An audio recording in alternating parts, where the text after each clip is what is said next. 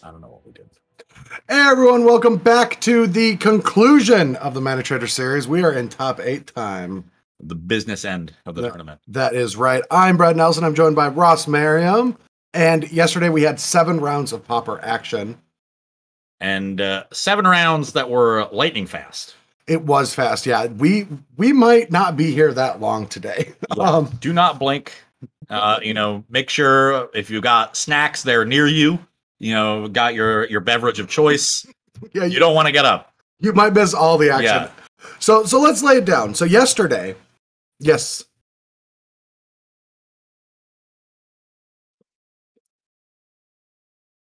All right, we're having a technical issue. Can you go quick, turn that fan off? Sure. That fan, we can hear it. I got a fan on to cool it down here, but it's not even that hot yet. But the action will be setting up real soon. But yeah, let's set the stage for what happened yesterday. Affinity showed up as the most popular deck.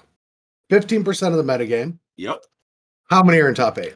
0. Mono blue fairies. 3 decks of all. 3 out of 103. 3 out of 103. How many in top 8? 2. That's very impressive.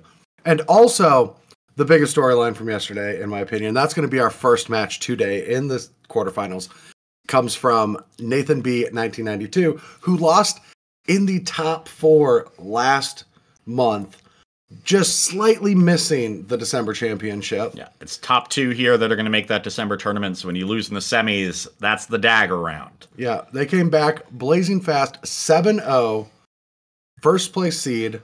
Man on a mission. Yes, but the problem with that, which is going to be great, is Casa, who also lost in top 8 last month, came in during the qualifier rounds and went 19-1, qualifying for the December championship, and is currently sitting at 19-1 plus 5-2. 24-3. 24-3. That's an 88.9% win rate. Just calculator over here. It reduces to 8/9. It's not that hard. Yeah. Which also is great because it is a Boros, which one? Boros aggro? Yes, yeah. Boros aggro against the familiar strategy, something we didn't actually even get to see yesterday. Yeah, we saw both of these decks in a variety of matchups, but not this particular one. And the interesting thing with the Boros is that there's just so many ways to build the deck. We saw a ton of different lists. We've got Nathan in this match playing a Kuldotha Rebirth version, so relying more heavily on artifacts, where you see Experimental Synthesizer, and we see Golden Egg, I believe, as their choice of 2-mana artifacts. Yeah, let's throw Nathan's list up real quick if we've got access to that. They are playing Ichor Wellspring. Okay, so you usually see Wellspring or Golden Egg. Wellspring making more sense with these Kuldotha Rebirths, and the rest of it is pretty typical. The Glint Hawks and Core Skyfishers. Opting for Seeker of the Way in this list. Sometimes you don't see that in the more token-heavy builds, but certainly helpful in aggressive matchups. We'll see how good it is in the most controlling matchup in the format. That is a choice that could bite him in this matchup, but still a solid threat.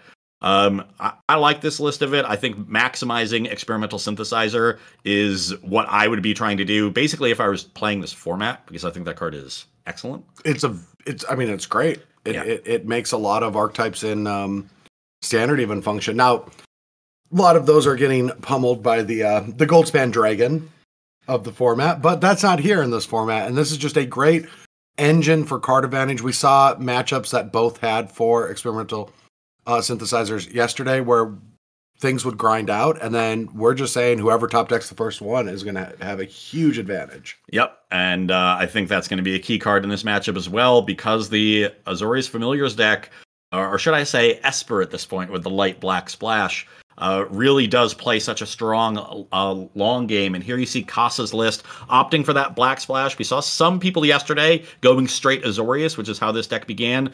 But the snuff out splash, really powerful for a deck that is tapping out a lot, using a lot of its mana to cast card draw spells like Mulldrifter and Deep Analysis.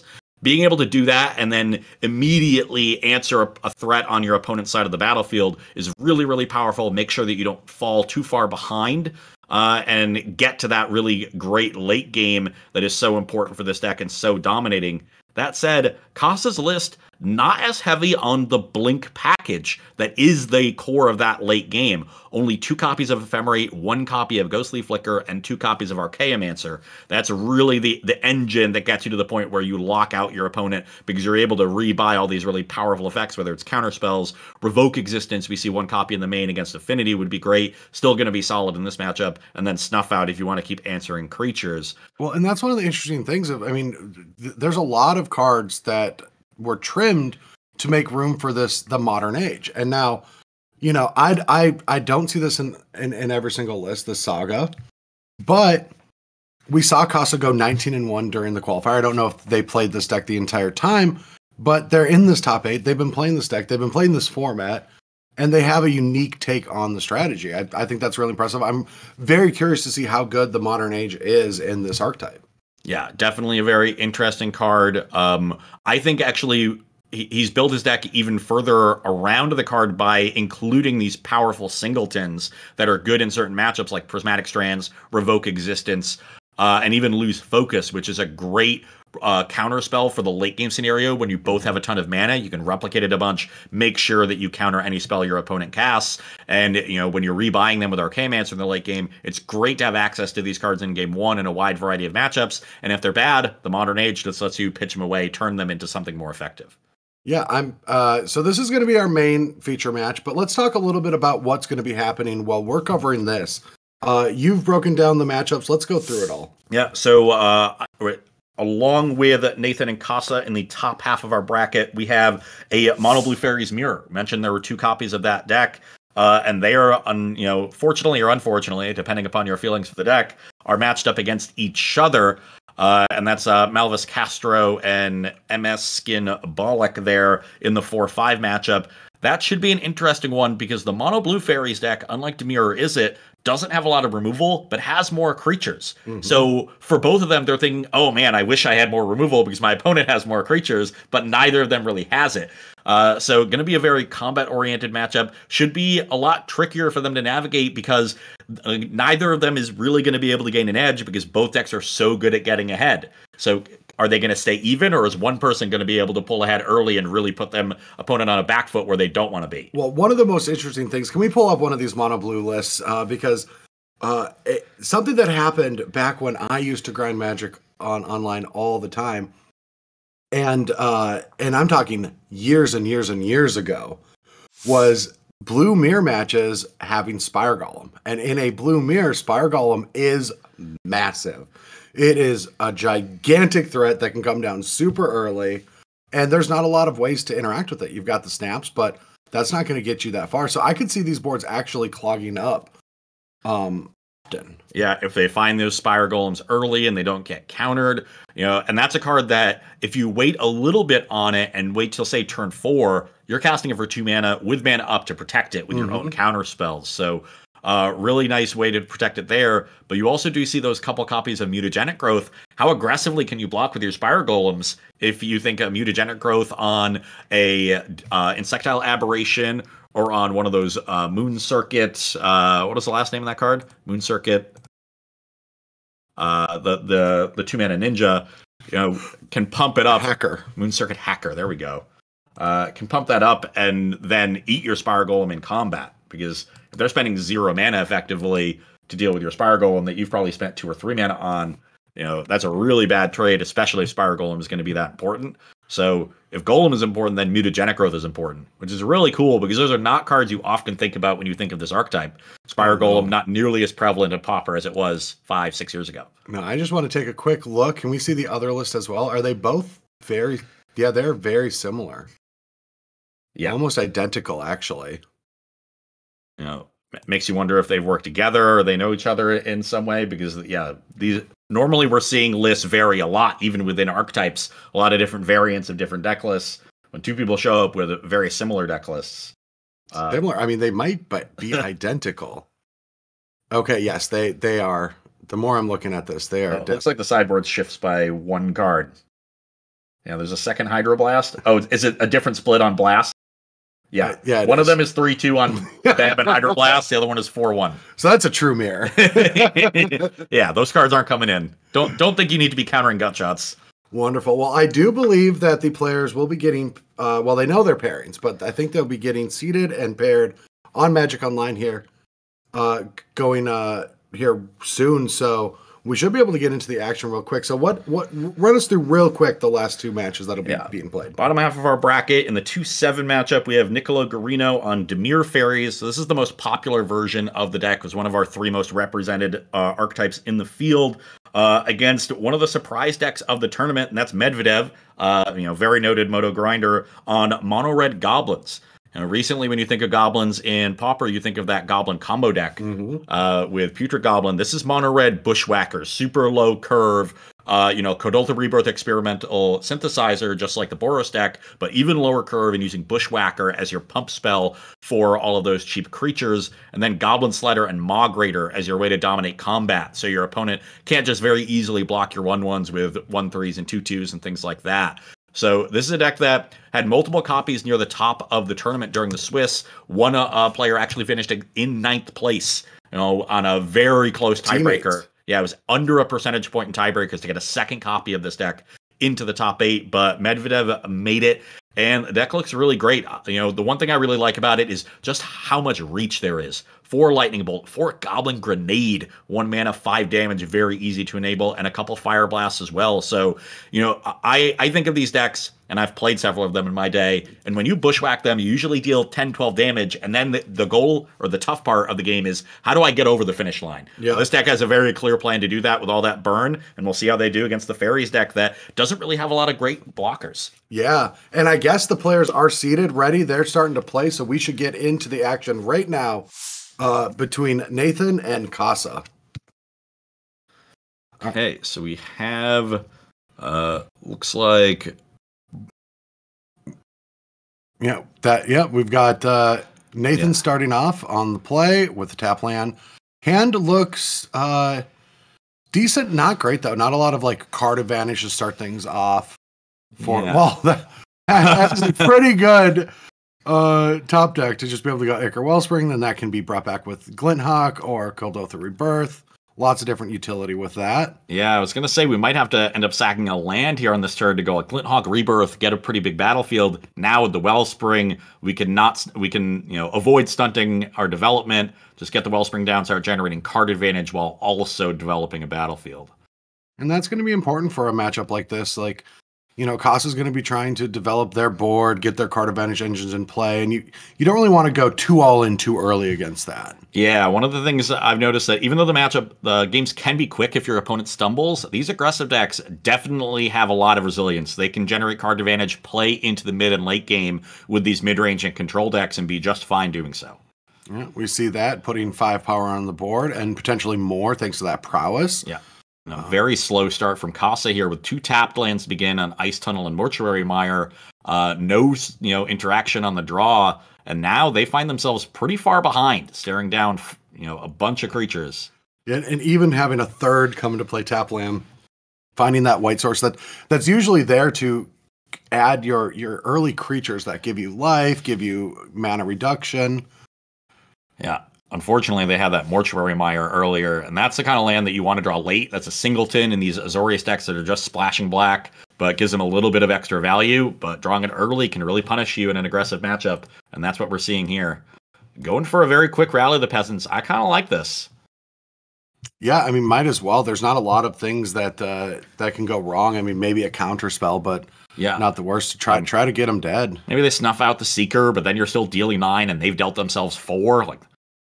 And this could be a very quick game. Casa already at 7, staring down lethal damage. This format is just too fast sometimes. Well, I mean, when you don't cast any spells for the first 3 turns of the game and you're on the draw, that's a tough road to hoe. We do see some, just a concession here. All right. Well, that was fast. I mean, there's really just not a great catch-up mechanic in the format. There's no great sweepers or wraths. So yeah, let's take a look here and see what kind of changes are coming in. And I'm looking at that Suffocating Fumes as a guarantee. Yeah, that is the all-star here in the sideboard. I'm sure Casa was wishing they had more copies for this matchup. These blue blasts could also go a long way. You know, countering Synthesizer, countering Kuldotha Rebirth, not having to deal with that card advantage, just stopping it at the source. So the Blast and the Suffocating Fumes, definitely the winners here. Not a big fan of the Disenchants. There are some targets, you know, I think the main deck Revoke is fine because you'll usually be able to find a target. But being the deck that is higher curved and slower, I'm not a fan of that strategy of going after their lands. And without that as a strategy, you really don't want to overload on that effect. And the other counter spells and the Relic, not super effective in this matchup. So Blast and Fumes, not a bad sideboard here. Going to be able to bring in more cheap interaction. You know, countering anything with a Blast on turn 1, especially if you're on the draw, if they get to game 3, will be really big for them. Yeah, and let's pull up Nathan's list if we can real quick to see what they might be doing. So now Blue Blast on one side, Red Blast on the other. And that's definitely the big winner here. The Disenchant's not really effective, and the removal and graveyard hate. So really just a battle of the blasts here. Who has Red Blasts? Who has Blue Blasts? Let's see who draws more of them. And those relics are definitely going to help get some of those removal spells out that aren't that great, like the Electrickeries and things like that. Yeah, I mean, Relic does have some utility here against Archaeomancer, and it's a low opportunity cost card. So if you have cards that are bad in your main deck and you want to bring them out, you can bring in a card like Relic here and be fine with that.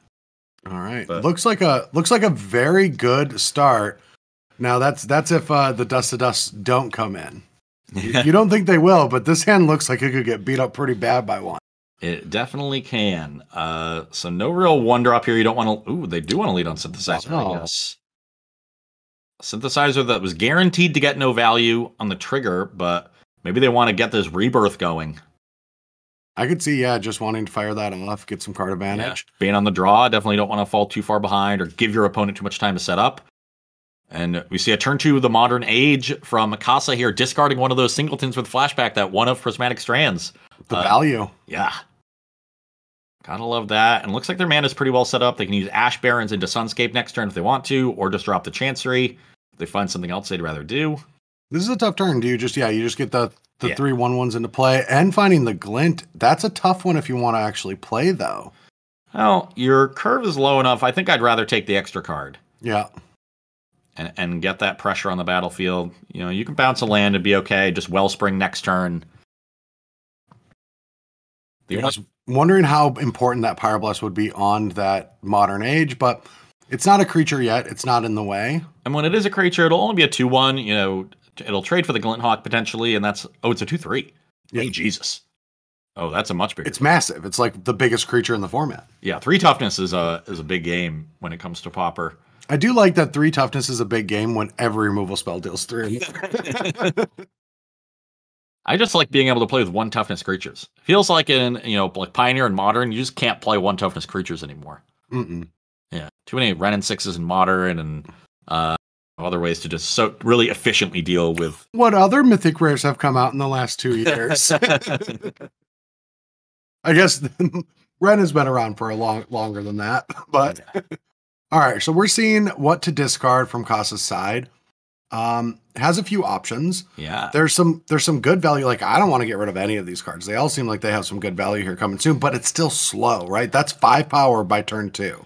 Yeah, and if you're thinking like, oh, my opponent only has 1 land and I can revoke it, like, I know I said I don't like the LD, plan as a plan, but that's a good opportunistic, land destruction when your opponent has chosen to set themselves back. And it looks like that's the play they're going to go for. Cycling the Ash Barrens for the Plains. They pitched the Sunscape Familiar, which would have been the other card they could have played there. So I think their logic is, well, I know I'm going to revoke here, and I probably don't want to play the Sunscape Familiar next turn, and at that point, the ship has sailed.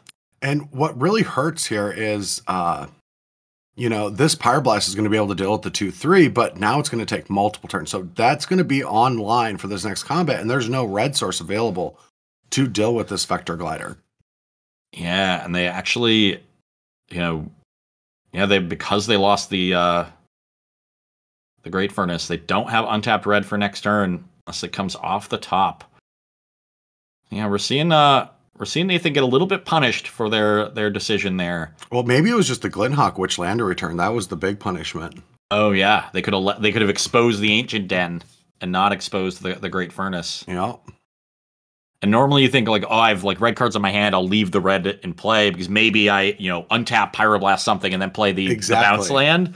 So, not an obvious, punt there. And yeah, they're going to cash in this relic super early just to try to hit a red source. Yeah, this is going to force the Prismatic Strand. So everything has protection from something. I'm guessing they named red.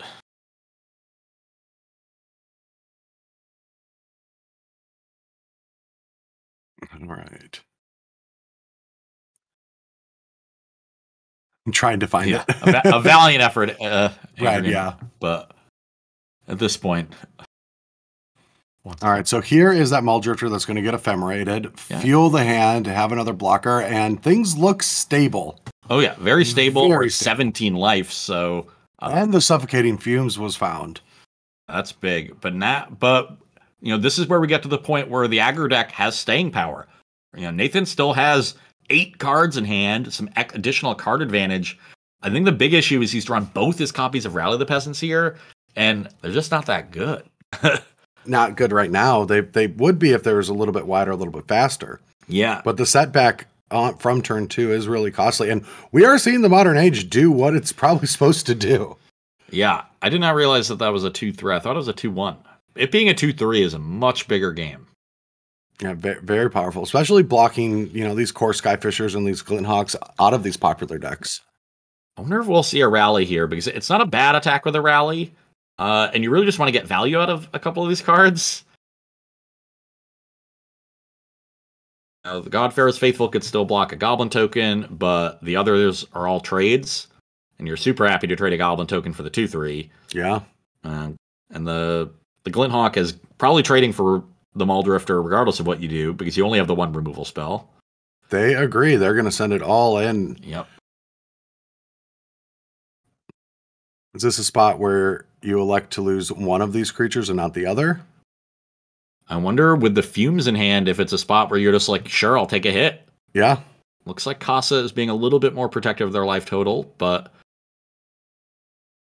Well, this can force the rally. Yeah. It eats their entire turn.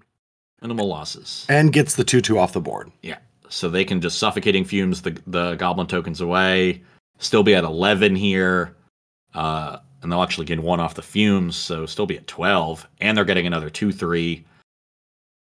And now the Ephemerate comes back, hits that Muldrifter. Yeah, things looking really good here. Gets another Vector Glider. These Modern Ages have looked awesome. Yeah, this is truly impressive. There's just so much card advantage going on from the Ephemerates, even the Azorius Chanceries, effectively, working as 2 lands, and they had plenty of time to set up with Azorius Chanceries because Nathan, on that 1 turn with the Synthesizer, put himself really far behind. You got to wonder how things potentially play out if they just lead on turn 2 Ichor Wellspring, rather than trying to force the Rebirth down on turn 2 with the Synthesizer on turn 1. Yeah, just playing a little bit more development. I feel like it would be similar. We'd be in a similar spot. But they made that play, I think, to get more aggressive, realizing that this Azorius deck has a dominant late game. So they need to get the game over pretty quickly. And they haven't really been able to do that. They haven't gotten a significant edge in the early game, and it costs them significant development, in the end because of what it did to their lands, and it cost them a potential card off the Synthesizer. Yeah, here comes the Suffocating Fumes, 2 more life. Oh, God. And now we can turn the corner. We're the beatdown now. Oh, yeah, the corner's been turned for quite some time. Now, also, you're the control, because the Archaeomancer can get the Ephemerate and start that going. Yeah. And they've got a Prohibit in hand if they need to counter something, so this looks excellent for Casa up top. Definitely looks like we're going to a game 3. All right. Would not be surprised to see a Pyroblast on this Archaeomancer, but that will just meet the Prohibit.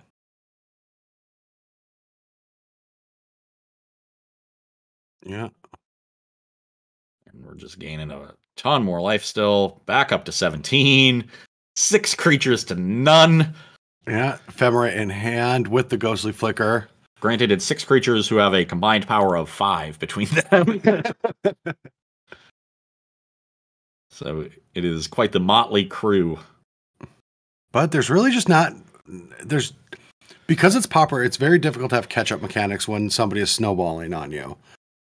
Yeah, and that's been one of the recent complaints of the format, because as the curves have gotten lower and the format's gotten a little bit faster, that aspect of the format, the lack of catch-up mechanics, has been revealed. But that's every format. We do see some of the small sweepers to catch up against aggressive decks, but when these control decks take control of the game, there's not a lot you can do. No, all right, Skyfisher going to get an Ichor Wellspring. Just going to put that down, trying to generate a little bit more value. Yeah. There's plenty of card advantage left for Nathan here, but I don't think it's going to find anything that relevant. It has to find removal spells to break up these combos. Well, and now it's over. Now there's Ghostly Flicker and Prohibit, all protecting their Chaomancer with the Ephemerate. So it's just there's no real way to beat this. And you might say, like, maybe they can tax their mana here. That's 6 mana worth of spells, but the cost reduction of Sunscape Familiar means that's 4 mana worth of spells, and there's 8 mana on that side of the battlefield because of those Chanceries. Yeah. So, yeah, as long as Casa plays this carefully and always leaves up at least 1 protection spell, maybe 2 if Nathan has a bunch of mana open, they're going to be looking good. Maybe a little slip of doing this post combat when maybe something was found, deal with the core Skyfisher, but I guess it's just there's not much that's gonna possibly break this up. Just keep drawing, put more things on the board. Yeah, once this deck gets going, there's a big rule that I learned from Michael Majors, if you remember him, back in the day when green-white tokens was a deck in Standard, and his rule in Magic was just don't kill them. Yeah. Just gain your card advantage, build your board presence, lower their chances of winning, but don't kill your opponent. And that was around the time that it felt like that's just been a trend ever since. I remember this lesson. Yeah. I was there when he said that. Oh, were you? Yeah. Was it because he beat you? It was. Yeah. Don't kill Ross. Just let him suffer. We were testing at Jerry Thompson's apartment for the release weekend of Shadows over Innistrad. All right, there it is. Nathan gives up for game 2, and we're going to sideboard once again. I don't think much is changing. It's just going to be more about getting out on the front foot for Nathan and not setting yourself back on that development. It feels like there's 2 different ways that Boros can attack this matchup. It's get out really early and really aggressive, or set up some kind of a combo win using a Rally the Peasants. I mean, but Rally the Peasants can work in either of those scenarios. Yeah. But I don't think you can go toe-to-toe for going long. Yeah. And the good news is you have all this burn, so you don't need to deal all 20 in combat. Mm-hmm. Because the Azorius deck is very good at blocking. Godfarer's Faithful and Sunscape Familiar, they'll put speed bumps in front of you, and if they can clear away your tokens, it's hard to attack through all of that. And we especially saw hard to attack even in the air, even because of those modern ages turning into 2/3 flyers. So I think Nathan, based on the way he played game 2, he's looking to get ahead and get Casa into burn range as quickly as he can. This is a reasonable hand. We got Synthesizer Hawk to generate card advantage, have a threat for turn 2. Pyroblast should be good. A little bit slow because of these 2 tapped lands. That's your issue. Yeah, but it's something you have to keep. Yeah. This is one of those hands where you keep and you're just like, you're so close to being great. Yeah, exactly. But yeah, I don't think this is a format that you can dig for something better than that. Swamp, awkward lead for Casa here because they had kept Swamp Azorius Chancery, so 2 awkward mana bases. And that's going to be a discard. Yeah, can't Chancery on the draw without playing a 1-drop. And the Swamp doesn't play any 1-drops. It does not. But I mean, you do get to catch up with a God's Fairest Faithful into Modern Age, or Sunscape Familiar into Modern Age. Yeah, and that Prismatic Strands is a very easy discard. Mm-hmm. Honestly, it might be better in the graveyard than it is in your hand. Yeah. So how do we start here? Do we Synthesizer? I like getting the Seeker down and holding up this Pyroblast. Well, I guess, the Prismatic Strand not going to do a whole lot against this Relic, so unfortunate there for Casa. They ran into the 1 Relic, so they really just lost the entire card. But I like Seeker here. Lets you live up Pyroblast, and then you can Synthesizer next turn. I like leaving Synthesizer until I've done my thing. You know, if I have more threats to play, why not just play the threats? Like the card advantage will be there next turn, but make sure that you're putting the threats down. And that would come up here where a Boros Garrison is exactly what you don't want to see if you want to get the threat into play. Yeah. Especially because if you play it, it's going to be returning a Rustvale Bridge too. Yeah. But almost assuredly, you want to put that in place. So yeah, Glenhawk's going to come down, put that synthesizer back in hand, see if there's a better land drop. Oh, grabbing the relic. Yeah, just bounce the relic. Weird there. Is there really a reason to not put the synthesizer back in hand? I don't really know. I think the thought process is I'm not going to be able to use the trigger, but you're also getting another trigger by putting it back in your hands. So yeah, that's a little awkward to me. Oh God. Oh, and it costs only 1, and oh my God, that is. And now playing the modern age. Just a 4-spell turn here. That is gross. Getting to put a deep analysis. No, putting another. They know about the relic, so they want to make sure that they can. That's true, yeah. Smart there from Casa. Don't really need the other Godfarer's Faithful. And once again, Nathan not able to really muster an offense early, gives his opponent time to set up. And then, like we saw in game 2, once this deck gets set up, it's hard to come back. All right. So synthesizer, you hit an ancient land. Play that. That's only one red source now again, but I'm in for Seeker of the Way, Pyroblast, or Modern Age. You're going to need to deal with the creature anyway. Might as well deny them the other loot.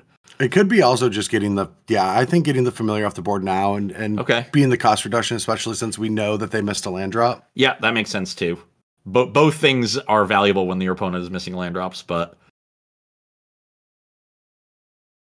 So that Chancery will allow for, right now, if they want to flashback this deep analysis. Looks like they do. Yeah, floating the white just in case makes sense. It does not allow for a counterspell. Yeah, that's the awkward part to me. I think, what do you, especially when you hit the island, you could have held up this Prohibit.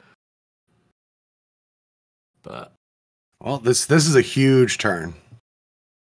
Yeah, and we want to start with Synthesizer. Want to get this Seeker out of to a 4 power if we can, which we certainly can. Oh, Inspector off that floating white mana is perfect. And now we can Pyroblast the Modern Age. Could even play playing another Glinthawk. We're going ham with Synthesizer. Yeah, just gonna see what happens. Okay, so untapped mana now would allow for all the creatures, but would mean that now when that Pyroblast hits that Modern Age, if counter magic is up, that's an issue. Yeah. So this is awkward because now they get the block. Oh, now you almost have to. Yeah, right? you get the Faithful out. No, they're just gonna let it absorb 3 damage. I don't really it seems like we've tried to. Oh, but you still hold up the Pyroblast for. I guess you're expecting a Muldrifter because this is their 5 mana turn. I don't know. And there is one there. That's what it seems like to me, but it's also this Vector Glider isn't as big of an issue because of you have 2 Seekers, you have the Synthesizer and Wellspring to keep it going. But you also have these 2 Glinthawks that it's going to hold at bay. Well, we'll see what happens. And Casa, I think, sniffing out the Pyroblast and now has Prohibit for it. I'm not sure. It seems like Nathan, this game is playing a very card advantage focused game, a little bit worried about the Muldrifter. I mean, I don't mind where they're at. They're in a good position with 2 Seeker of the Ways. Yeah, the Seekers. Maybe it was fortunate finding that second Seeker. The Seekers are definitely very good, but eventually you're going to run out, and the O4 will check one of them. All right, here comes an Ichor Wellspring. But maybe you just never run out of gas. These decks are definitely very good at keeping the gas flowing. Oh, yeah. Even Forgotten Cave can get cycled later on. Yeah. I don't think we'll see this Makeshift Munitions get cast too, because that is a great one for finishing the opponent off, or potentially finishing off a Faithful that blocks something. You can now threaten to trade the Glinthawk with a 2/3 by throwing away an artifact or creature. All right, 4 damage. And now, yeah, you really just let that go. You almost want them to allow counter, but you only have one red. You want to hold up your Pyre Blast, I guess. Yeah, we'll see how dedicated Nathan is to holding up a Pyroblast for a Muldrifter. Though the one thing you're thinking of is if I try to do that and they just have land and a Blue Elemental Blast, then what have I really gotten? Yeah, and one thing to keep in mind, I don't know what's happening with the hand cam, but there is 6 cards in hand, and one of them's a swamp. Yeah. That swamp's still there, right? Yeah, the swamp is still there. It got bounced by Chancery. Okay, looks like we're going for the Relic, and that actually earns the Prohibit. Interesting. Now the Pyroblast is free to counter something or remove the Vector Glider. Yeah, if we could get a refresh on Kasa's hand cam, I think it froze. All right, perfect. So the Ash Barons, probably for a Plains. But they play the Swamp, and just evoking Muldrifter, I think we'll see them go for an Ephemerate on it, should it resolve, but it does meet the Pyroblast. Yeah. So Nathan paid off for his patience here with the Pyroblast. Well, don't lose your focus, because there is still another counter spell.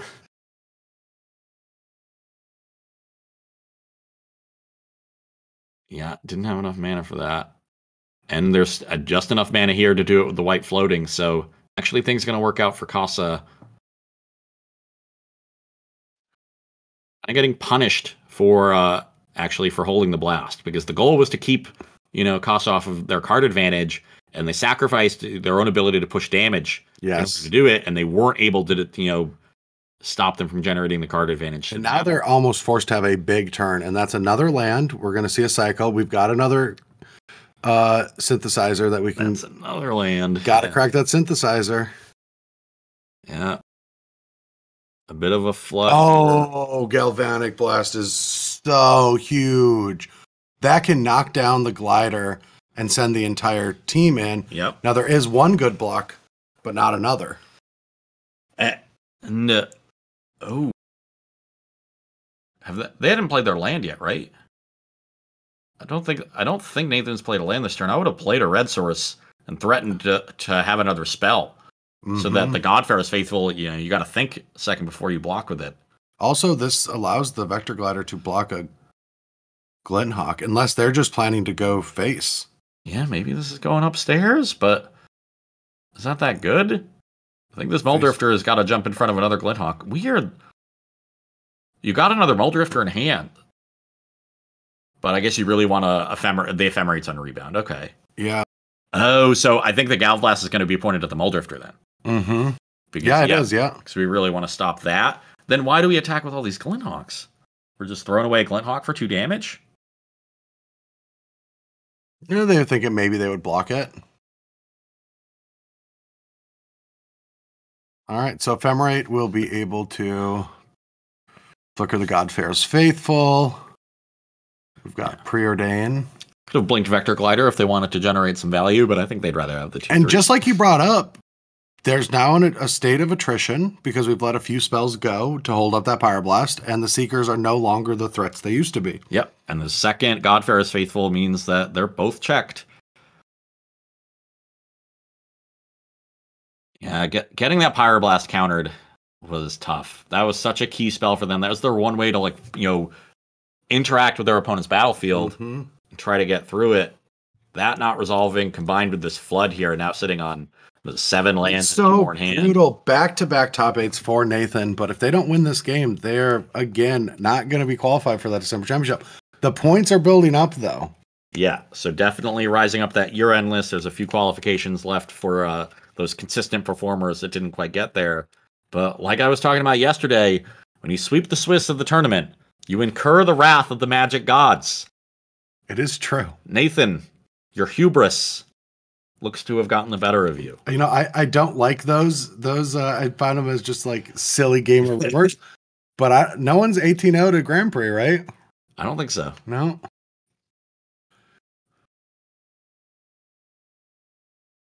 There's a third Godfarer's Faithful, so now the ground very well locked up. Also 3 flyers. This Pyroblast not really going to do enough. Sadly, I believe the other one has been discarded, yes, so that we can't see a deep analysis flashback for gain life, which I've never seen. All right, yeah, just sending 2 sad Seekers in. And Casa not buying it, saying your last turn would have been a whole lot better if you were gripping spells. Oh, this flood is so sad. All right, so now Casa can do pretty much whatever they want. They've got 2 lands that can create card advantage, Preordained for Sifting, Deep Analysis for pure card advantage. What is this? Is this going to get another Muldrifter? Sure. That's what's happening, yeah. Why not? And they're also at 16 life. All right, Sunscape. Are we missing? Okay, we're still missing their hand must have froze again. So we're kind of, we can't guarantee anything. How is Nathan at 37? Because of all these Seeker attacks. Oh, Jesus, yeah. Yeah. They attacked for 17? Oh, yeah, they've been attacking for a while into these walls. Well, might take Casa a little while here to close out this game from 37 life, but I don't think it's going to be, anything more than academic. Yeah, another Muldrifter. I mean, yeah, they just got to start sending some of these flyers. That one gets Pyroblasted.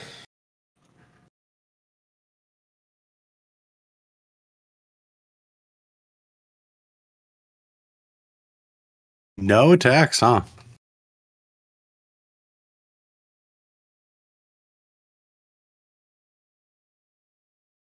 So what do you do with this Rally of the Peasants? That is a card that can create a big attack. And, Nathan's... But it just signals it, too. Well, yeah, maybe you just attack with the 2 Seekers again, because... Then, they block both, you cast a Rally, you kill 2 Godfarer's Faithfuls. What really have you done? Not a whole lot. But a block like this means that you get to protect them, you still get to kill the other 2 creatures. So this means we'll have the 2 2/2s are going to trade down, and the Seeker will eat the Faithful. No need to flash it back. And we'll just deal 5. Gain 10. So we're up to 47 now, and what I mean that's where the Ochaeomancer blinks are there. I think you can find some paths, maybe. That's where you really put the game away, and I think that's what Kaza is digging for, is to find an Archaeomancer, and start these end game loops. The get the mire, put the Faithfuls back into play, and then just start snuff out in every turn. Well, hasn't found a snuff out yet. No, I'm beginning to wonder where they are. Might be in the sideboard. I would be very surprised if they're all in the sideboard. So would I. But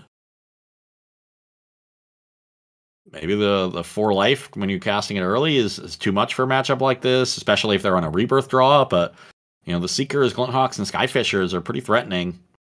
Or maybe less so when you have all these flyers of your own. All right, so Casa's back up to 7 cards in hand. We're having a technical issue with keeping their hand on the right, just so everyone knows. Don't you always have a full hand on turn 10? I mean, in new Magic, yes. Yes. I might not have a full, but I will have some, like an Uro in the graveyard that I can bring back. I have things to do with my mana. Yeah. I got a castle to activate. Yeah. Got a companion to get. Okay, Glinthawk will cantrip. Bouncing this Ichor Wellspring. All right. Nathan's first additional card draw in many turns. Much needed. Yeah. Let's roll into a synthesizer here and see if we can get this ball rolling. If we could find another spell so the Seekers are 4/4s before the rally, that could be big. Raven Inspector will give you another shot. Just keep chaining.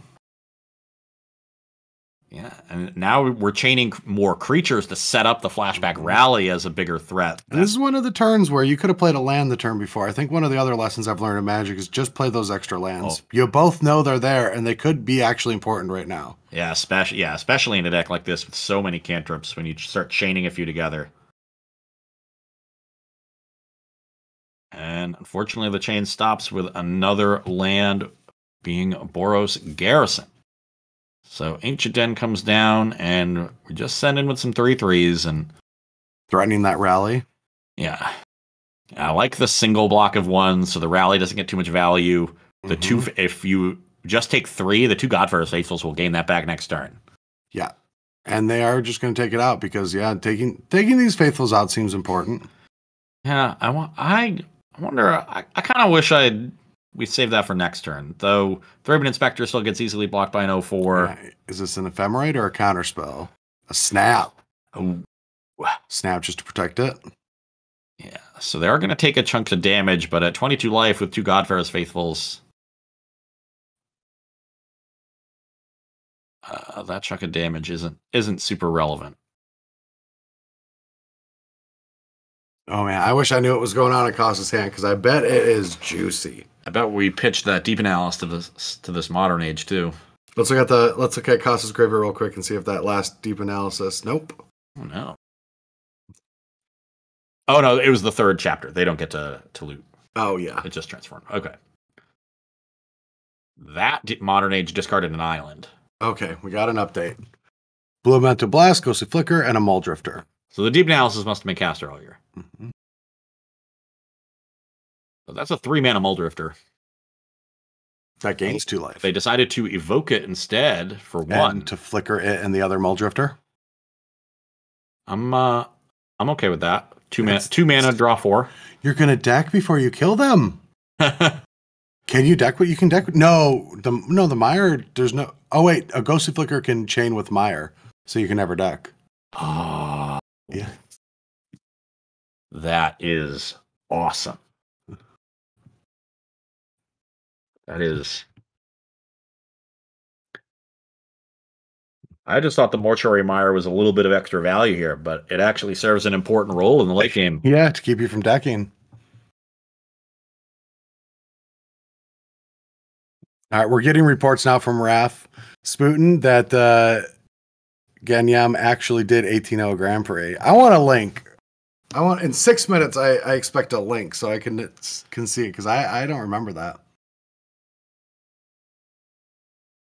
All right, another Muldrifter. This is out of control. I don't even know how to comment on this. It's just an absurd amount of card advantage and overpowering. I mean, we saw this deck in action yesterday, and once the engine gets online, this is the kind of things that it does. But we're running out of board space. Don't worry. Magic Online will find a way. Yeah. I like how the more board space we need, the way more there actually is of it. Do you know what I'm talking about? Yeah. Yeah, everything gets so much smaller, and so there's just so much more board space. So much more empty space. Yeah, way more empty space. All right. Well, big turn. All right. More lands for Nathan, so I think we're going to start seeing these flyers get in there. It's about time. There's the Archaeomancers, finally. Both of them in the bottom 10 cards of the library. But I think that is just fine. Yeah, I feel like the writing's on the wall here, and I do want to take it back to that early turn where I feel like there's a turn where the Pyroblast could have been played aggressively when there were still 2 Seekers on the board. When the board effectively looked the same for Nathan, but they were attacking. Yeah, we could have taken out a blocker and started getting in there, and instead they chose to try to disrupt their opponent. And Casa, could have just slammed Muldrifter on 5 and walked into the Pyroblast, but pretty easily sniffed it out, held back, and set up an Evoke Ephemerate with a counterspell backup. And that was the turn where Casa really took control of this game. And the thing that puzzles me is Nathan made some strange sequences in game 2 when he was on the draw to try to get really aggressive. And then game 3, when he's on the play, he makes some strange sequences to get less aggressive. A little bit backwards there, in my opinion.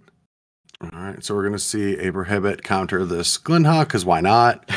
I mean, every Ghostly Flicker can get a counter spell back or put a creature on top of the library. Now we're at the point where you can 1-mana flicker both Archaeomancers and get back flicker and any spell. Yeah. And you can keep doing that a bunch. You can flicker life. Mortuary Mire and Archaeomancer and keep cards in your library. You can flicker a land and Archaeomancer, return the Ghostly Flicker, and just gain 2 life. So, yeah, Casa basically has it all at this point.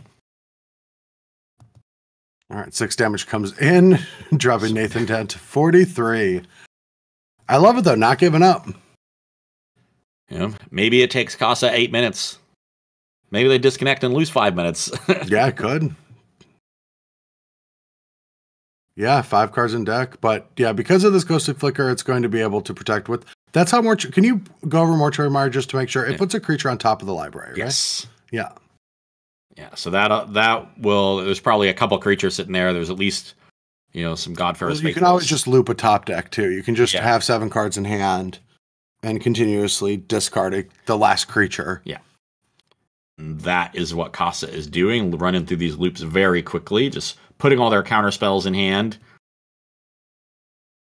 Okay, so first, don't have to blink the Mortuary Mire for the first time at least. We got one more Chancery to bounce it.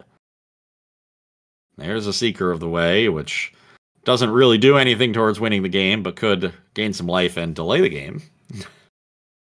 Which is basically Nathan's only avenue towards winning this match. They might even win with just those 5 cards as long as they don't draw anymore. It's 10 damage each turn now, attacking in the air. Yes, that is a 5-turn clock. Red cards are the only thing that are going to really change anything, and there's 2 blue Elemental Blasts already ready for them. Yeah. Yeah. Nathan sees the writing on the wall and just scoops them up. I think... Okay, all right. Well, I guess that was already the last match in the top 8. So can we get some winners? Do we have an updated board? MSS beat so that's our 5 seed in the Mono Blue Fairies Mirror. All right. Okay, and then the other the Blue Black Fairies beat Medvedev on Goblins. Okay, impressive stuff. I would have really taken Goblins in that matchup.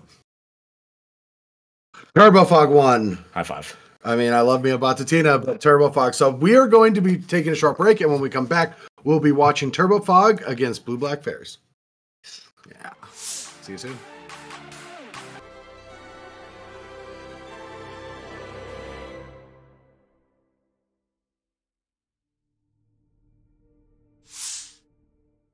All right, and we're back. I'm Brad Nelson. I'm here with Ross Merriam, and we are now in the semifinals of the Pauper action. Yep.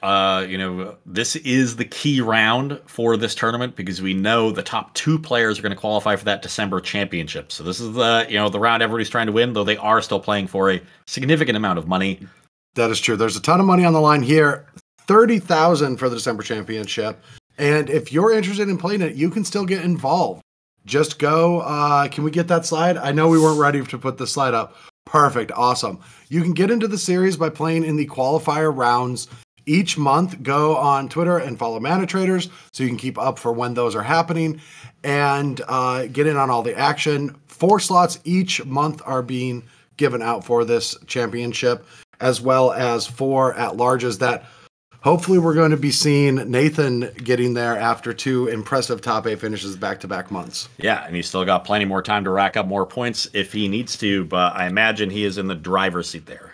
Yeah, all right. So I do believe our players are going to be getting paired and seated for this. To do a little build-up, we've got Blue Black Fairies from Nicolo, and your horse is still in the race, Turbo Fog from Hampus. Yeah, and we saw, I guess we didn't see, but the Dimir Fairies dispatching Mono Red Goblins in the quarterfinals.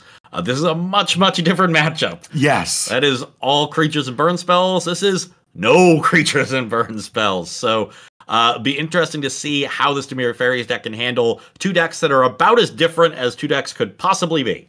Yeah, and I am very interested in it now. We will be looking at the deck lists with y'all during sideboarding here because they will be playing here shortly. We don't want to miss any of the action.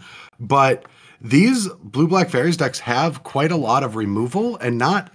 I mean, they have a decent amount of counter spells, right? There's 5, or there's 9 total if you count Spell Sorter Sprite, the 1 Dispel and the 4 counter spells. But what we've seen from this Turbo Fog deck is it can handle these types of games. It has just a ton of card advantage, a ton of different options. And if they're not falling too far behind, I could see Turbo Fog actually be able to handle it. Yeah, I think game 1 could be tough because I'm also counting 9 removal spells to go along with the 9 counter spells. And That is a lot of completely dead magic cards to draw into. One or two of those turning into effective mulligans is going to be tough to overcome, like you said, because the Simic deck has so much card advantage to grind through your disruption. So that to me means that your clock is super important, and the Dimir deck not as good as like mono blue fairies at establishing that clock. Yeah, and one of the things that I do want to point out though is Thorn of the Black Rose is a pretty effective card in a matchup against Fog. There's not going to be a lot of changing of the guards. No. Once you're the Monarch in this matchup, you're going to stay on that throne for a long time. That said, it is a 4-mana sorcery. Drawing a card every turn could hasten their clock, because the Turbo Fog deck does win through milling. It's only a 1/3, so it doesn't really pressure the opponent that well. Still think it'll be good because you want to draw into more counter magic, but not something that is going to automatically take over the game. I mean, to find all the counter spells, you need a ton of velocity. I think you have to ride that double-edged sword of, I need to draw through all of my bad cards to get to my good ones. Oh yeah, and that's why if I'm the Dimir Fairies player here, I am praying for a turn 1 Fairy Seer, turn 2 Ninja of the Deep Hours. Sure. And it's not the easiest to get going with 3 copies of each, but we'll see. Maybe some aggressive mulligans here, knowing that they could pretty easily just put a removal spell or 2 on the bottom of their deck if you mulligan to 6 or 5 to make sure you get that really good start. Kind of reminds me of playing the mono blue Curious Obsession deck that mulliganed very well. Oh yeah, and I know it's been years, but that's one of the advantages to being a mid-range deck. And now I do consider this mid-range, as in you have things against control and combo. And so I do see that, the mulligans, you get to be aggressive with them and just throw away those dead cards in game 1s very easily. Yeah. So, be interesting to see the mulligan decisions here from the Dimir side in game 1. And then in game 2, I think they're going to have to get a little creative with their sideboarding, and we'll see that live once we get between games 1 and 2. Yeah. All right. Are the players ready, Adrian? Perfect. You can pull back to us if you want to. All right. So we've now watched 8 matches of Pauper here, and the players are still getting set up. There's just an issue, but we've watched 8 matches of Pauper so far. What has been your favorite? What have you learned throughout this entire experience of the format? So coming into this, I was told that Pauper is a fast format. I was told there was an issue, but they are ready to go. That's how fast things are moving. So hold that thought. It's fast to everything. Yeah, hold that thought, and we are ready to get into the action. All right, so we're going to see if there's any mulligans here quick while we get the hand cams. Do we have both hand cams, Adrian? We will see in just a second. Looks like they are off to the races. They have the Fairy Seer.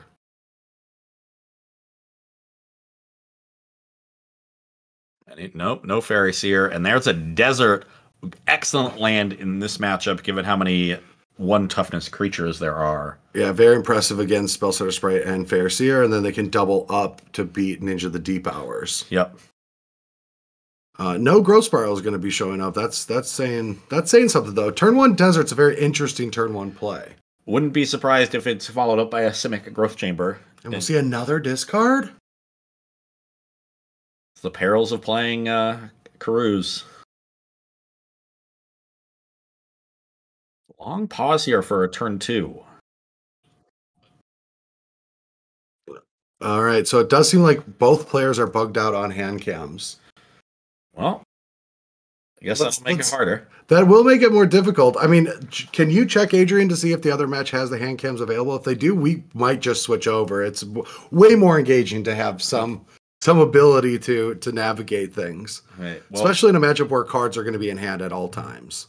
And we saw an end step Spellstutter, which I thought immediately signaled Ninja. So this is the next best thing to a turn 2 Ninja, is a turn 3 Ninja.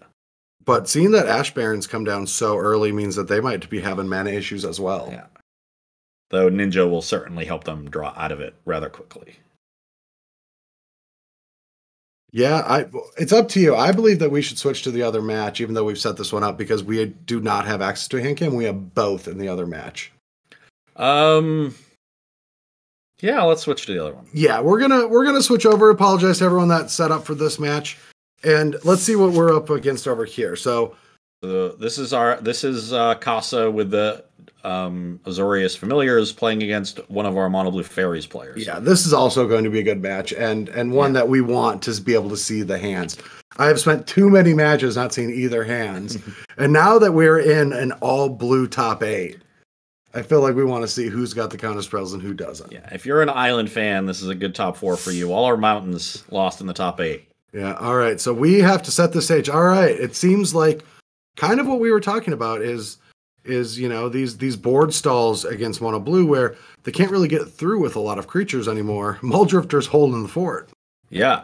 Our Fairies player really hoping for this Delver to transform, but that's only going to trade with 1 Muldrifter, and then you're still left with 5 1 toughness creatures against a 2/2. So I think it's going to be pretty key for Mono Blue to keep the board relatively small on the other side, and they haven't done a good job of it in this game. Multiple Muldrifters resolving on the battlefield seems like a tough thing to do against a Mono Blue deck packing a bunch of counterspells, but Casa finds a way in this first game, maybe just a very creature-heavy draw from the Mono Blue side, and that's not really going to get it done if you can't get these big butt blockers out of the way. And I was going to say that we do see Casa in a situation that they've never been in without card advantage, but then they just drew Deep Analysis.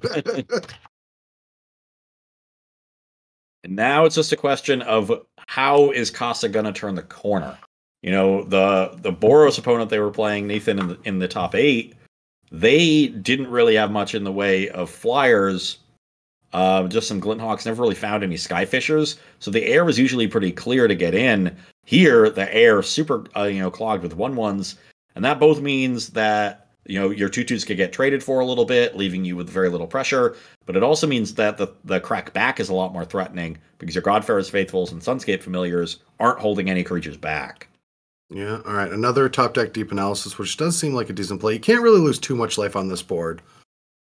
Once your life total's too low, I could see just starting to send a lot and throwing away some of these creatures. Revoke Existence, not the matchup where it's nope, it's intended for. I think what Casa is digging for here is some of copies of the Modern Age. Get some 2/3 flyers on this battlefield. Turn some of these extra lands and this poopy Revoke Existence into more spells. Because with these snuff outs, they could turn their corner pretty quickly if they're able to generate a couple more flyers here. You kill the Delver, if it transforms, you kill one other creature, you leave a couple flyers back, attack with a couple. Now you've got pretty good control of combat, and you're applying pressure. Yeah. Move to discard is always something you want to do in a matchup like this, when your opponent's just completely top decking, and Casa wins from exhaustion. Yeah, Castro really seeing the writing on the wall there, I guess. Didn't really want to keep playing. So we are on to game 2. And if we look at the Mono Blue Fairies deck, not a ton in the sideboard here. No, a Dispel, an Echoing Truth. Not a lot of monsters to bind. There are some, but Bind the Monster is also pretty weak against a deck with Ephemerate and Ghostly Flicker. That's the big problem. Oh, yeah. Getting rid of the flyers so that you can attack, yeah, that makes plenty of sense. But instead, they're really just, maybe that's still good. It's better. It's not as good as Mutagenic Growth, although they both run afoul of Flicker effects. Actually, not as many counterspells as I would have expected when I hear the name Mono Blue Fairies. The deck's just very, very creature heavy. And unfortunately, those creatures just have a tough time getting through a Muldrifter. Yeah. And not even think about it when, the Saga could also create a 2/3 that's also exceptionally difficult to get through. So maybe our plan is to try to go wide, but no kind of Rally the Peasants like the Boros decks have to take advantage of a really wide battlefield. The one card I'm really not a fan of are these Moon Circuit hackers with all the O3s and O4s on the other side. But what are you going to do? You kind of have to keep these kind of effects in your deck. I assume we're bringing in this Stormbound Geist because that's a creature that can actually rumble with a Muldrifter and live. It's massive. Yeah. It's a 2/2 for 3 mana. And becomes a 3/3. And Dispel, if they bring in, if they have counter spells of their own, but it's not like they're a Red Blast deck, so the Dispels don't seem great. Yeah, sideboard not really set up for the Familiars matchup.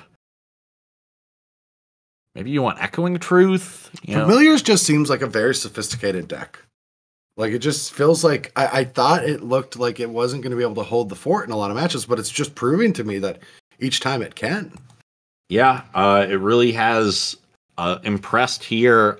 When I was doing my research on this format, I was told that is an underplayed deck because it takes a lot of clicking and you're in danger of timing out if you're not experienced with it, and you're not experienced on Magic Online. But the players that do put in that work are able to play it efficiently and play it quickly, can reap the rewards, and that's what we see Casa doing. After 19-1 during the qualifier rounds, and now in the top 4, almost one game away from the finals. Yeah, one game away here, and I kind of like them because looking at the mono blue deck and just their lack of tools. Though a turn 1 Delver Secrets that transforms on turn 2, now we got some pressure. Yeah, it was off of a mulligan, but with some counter spells, and the Bind the Monster did come in. Yeah, and they brought in the second Dispel. They had 1 main and 1 more on the sideboard. Yeah, Dispel counter and Ghostly Flicker and Ephemerate seems great. So for sure. The very least, you can counter those. Could have brought in a Null to counter the Modern Age. I'm just looking for efficient ways to trade for my opponent's cards. If they're narrow, so be it. That's the way you're winning games. So I could have seen being aggressive like that and just hoping that my cards line up. All right, not even playing the Modern Age, wanting to have a counterspell up for it. All right. Insect Aberration for 3 again. Fairy Miscreants is a very awkward cast. Well, we could see an attempt at the snap here because you can prohibit the Delver on the way back down. It would have met a Dispel, but they elect not to do that. I'm just gonna see if they care about the Fairy Miscreant.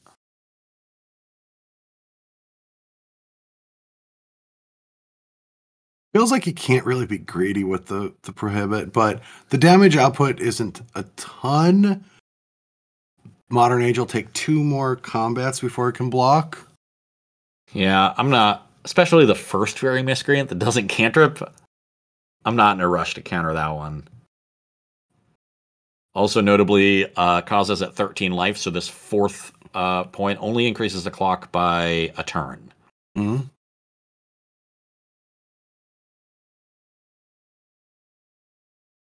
Now we go for snapping with prohibit up. Wow, and then we can very much respecting these dispels. Yeah, and getting paid off because now we're going to be able to untap lands, play the Modern Age, get the loot on.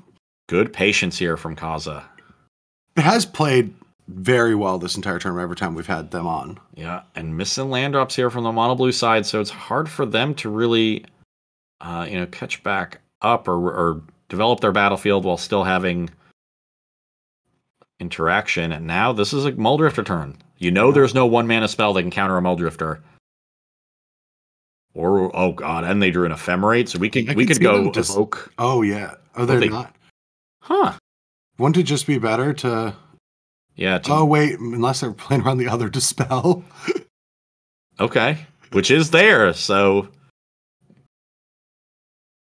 But pitching that Ephemerate, they could now run afoul of this Bind the Monster. That said, they do have the Archaeomancer. Okay, another land I think is great. Have to imagine we will see a Bind here, because then we can hold up some interaction.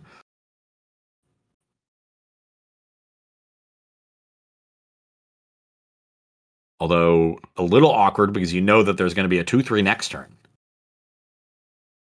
You gotta do what you gotta do. Yeah.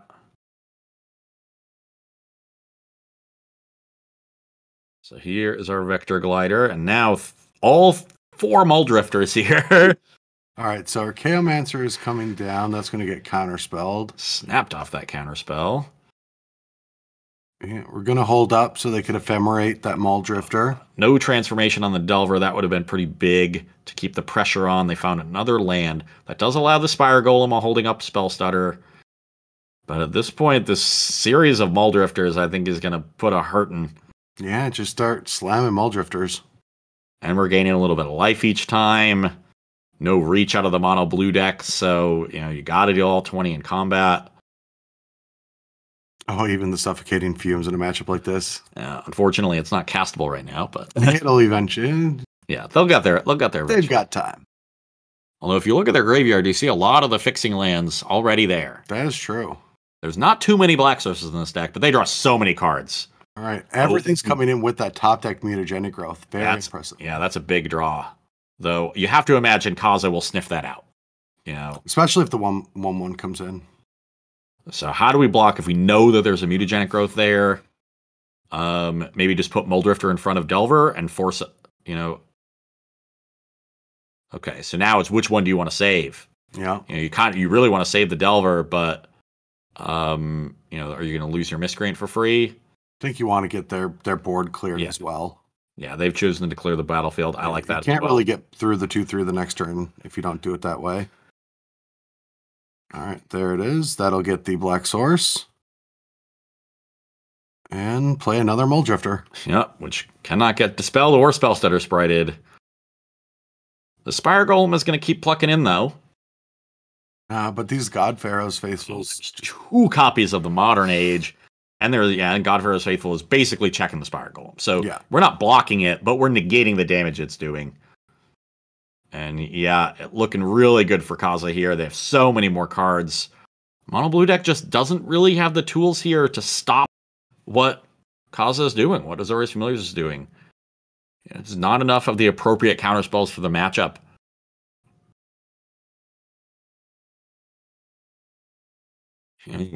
Just some sort of soft permission, I think, would be great for them in a matchup like this. Yeah, it does seem like the blue-white mid-range deck usually should have a problem with the mono blue. Yeah, but it does feel like I like the blue-white side of things. Yeah. You could certainly build your fairies deck to be match up much better against this Azorius deck. I think you could build it that way, but maybe if you do that, you sacrifice way too much in all the other matchups that are super aggressive. And these mono blue tempo decks have historically struggled with the hyper aggro decks. I agree with that. I do think I have one problem now after watching this, though. I don't know why this deck is called Familiars. I think, especially since I get to name things on MTG Melee. Well, there's 4 of them, Brad. But there's also 4 Muldrifters. We can call this Drifters. That's the problem. Okay, we'll call it Familiar Drifters. Familiar Drifters it is. Yeah. This looks like Esper. Kind of drifters that you let in your car. This to me, it seems like Esper mid-range.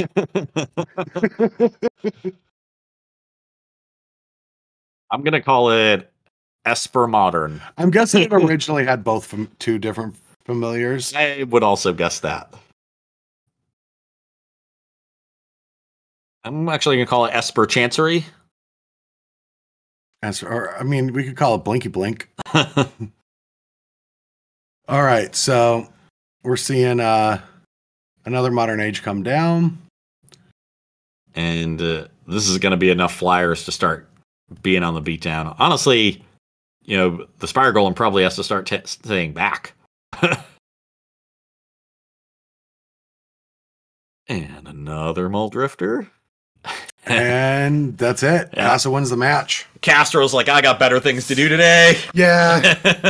It sucks that, that match would have gotten them into qualified for December, but now that's truly impressive. Casa top 8s last month.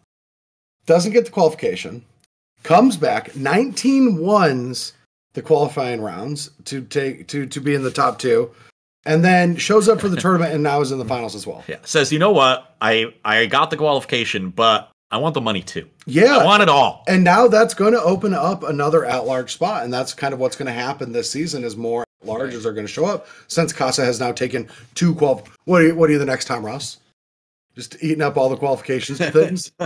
Well, I know one person who's happy about Casa opening up an at-large qualification. And that's Nathan Blackman. Oh, yeah. We know. We got to go to... We can either take a break or a fresh game. Let's go fresh game. Fresh game. Fresh game. We Pop might not open the have can. cams.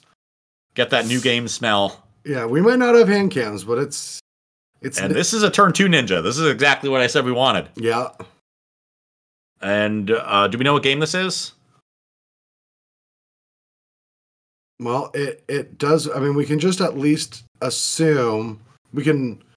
Yeah, as this is their turn 3, we can assume that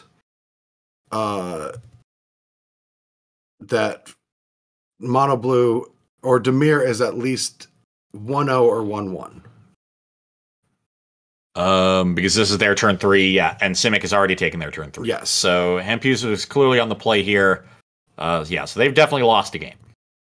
And if you're the Dimir player and they got game 1, when they've got all those dead cards in their deck, I'm feeling great. Yeah. So if I take a look at our Dimir sideboard here, you don't see a ton. But there is, no real other counter spells besides a Null, which doesn't have targets, but we can bring in some extra creatures. Blue Elemental Blast could have come in here because our Turbo Fog player has 4 gut shots in their sideboard. Yeah. So we could see... But you don't have a lot of threats that die to it. And we got 2 copies of Relic, so that's the best card in our sideboard. Get a little bit of graveyard hate against those Moments pieces. All right. And we could also see this other Suffocating Fumes come in because it cycles, and the other removal spells don't. That is very true. All right, Ninja triggering. Oh, are we going to see... Oh, okay. Is this Desert Gutshot? Is it that might be it? Or I was thinking that Simic Growth Chamber was going to Growth Spiral into another desert. Oh. I was thinking that was about to happen. Okay. So, no, we're in cleanup. So for our Dimir player having to discard, and it looks like they do have a Suffocating Fumes in. So they didn't have enough to bring in. They're just having, essentially 2 mana cycle. Throwing an Angler away. Yeah. Wouldn't be surprised if there's 2 in their hand and they just throw the second away. And you can't deploy. You either have permanents or counterspells, and you can't really throw things into the graveyard that easily. That makes sense. Yep. And gotta like your spot if you're fairies. Ninja, probably the best card you have in the matchup. All right, pieces of the puzzle. Brainstorm in response. Have the Evolving Wilds all locked up. An interaction that is... Ban fetch lands. Brainstorm fetch line is just... It's too obnoxious. Ban fetch lands. Brainstorm used to be very mediocre in Pauper, and then they printed Ash Barrens, and it got a lot better. Yeah. I'm guessing there's a lot of Mystic Sanctuary brainstorming shenanigans as well while that was still legal. Yeah. AKA the mono unfairs. So pieces of the puzzle does resolve. Can we click on their eyeball? Let's see what they're looking at. Because it's not quick, so they're making a decision. 2 gut shots, preordained, tangle. So they took Frantic Inventory, gut shot. Yeah. And now it's just put a second desert into play. Second desert is a big game. Yeah, like that angler now wants to be in play. Yeah, so we'll see if they have a second one. They can cast an angler this turn, though they'll have to tap pretty low for it.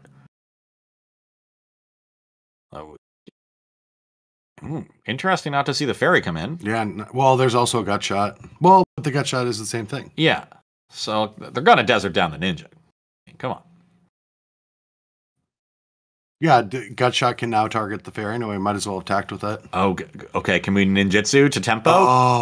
Oh no, we put a counter on it. But they have the gut shot, and they have a counterspell for it.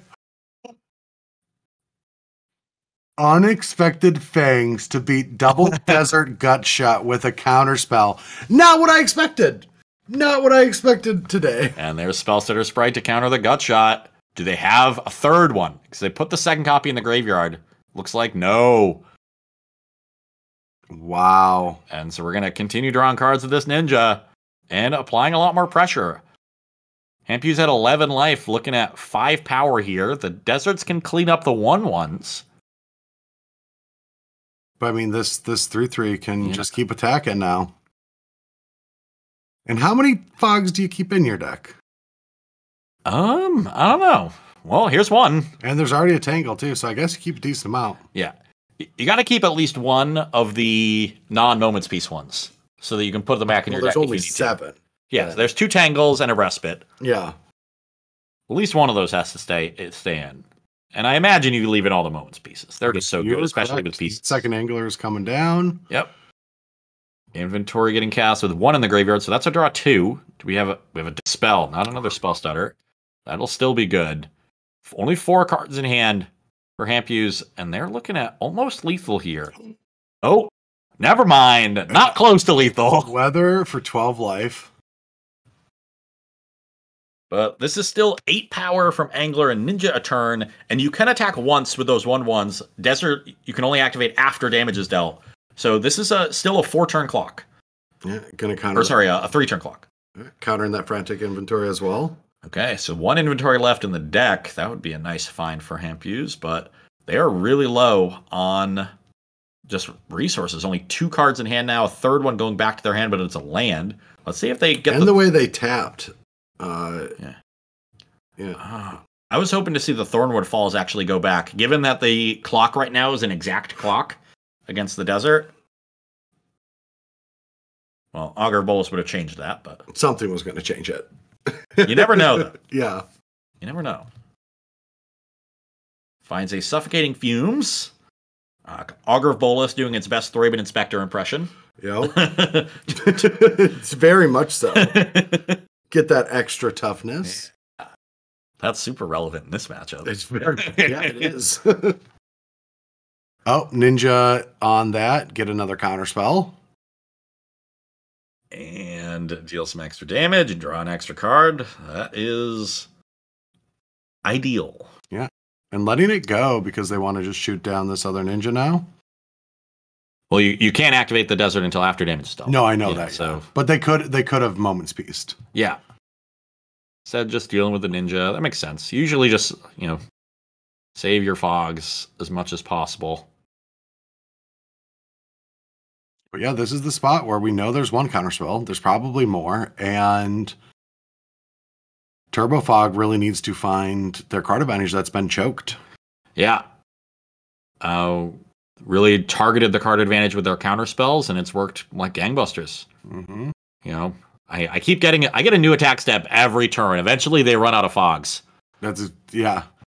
Well, for some decks, yes. for Gruul, no, they never do run out of fogs.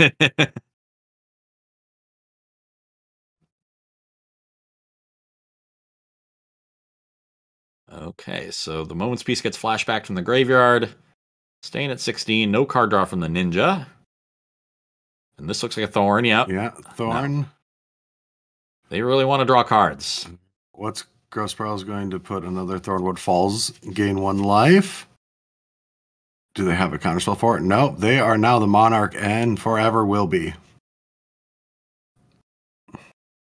Well, may their reign be long and prosperous. Now things could get interesting if there's a couple fogs and a couple mills with replicate. Maybe we could steal it. All right, piece of the puzzle comes down. Now that Spellstar Sprite cannot counter that because there's only 1 fairy in play. But is there a counter spell in the wings for it?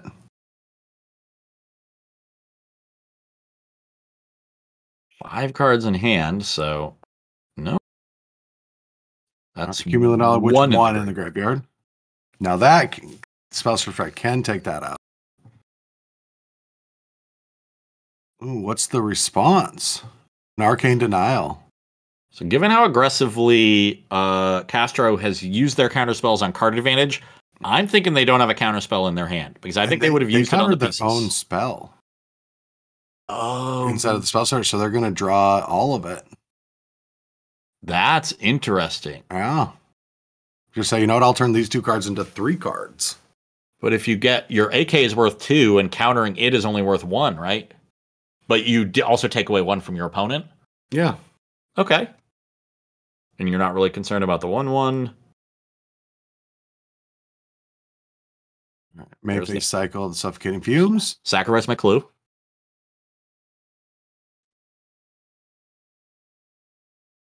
And get in for a 10-ball. All right. And now that Moment's Peace has been flashback, so... Yeah, so there's no fogs in the graveyard. But there's another Moment's Peace. Do we see a counterspell on this? No. I think you just always fight against the card advantage. Yep. They draw a card with the Thorn on end step, so back up to 5 cards. We got 5 in each player's hand with a Moment's Peace in the yard. 30 cards in library for Castro. So it's going to take quite a bit of milling to finish this game.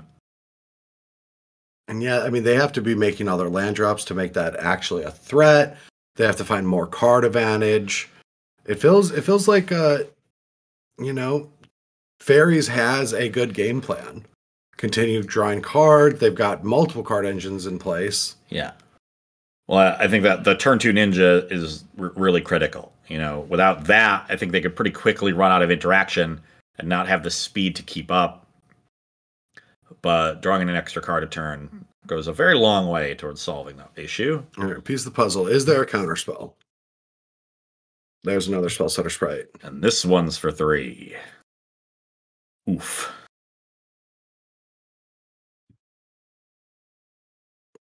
And to be fair, we did say you could throw away that seer earlier. I actually don't think it would have happened, but throwing them away early does mean that the spell setter sprites are for less value later. And they kept the spell setter, keeping the spell setter around to let them ninjutsu it back. Yeah, got another counter spell. So yeah, very smart to keep those around. And now we see the stream of thought starting. That just milled 4. Yeah, that was not replicated at all. No, just 1 mana, trying to put some things back in. Can we see what they targeted with it? If we look at the chat.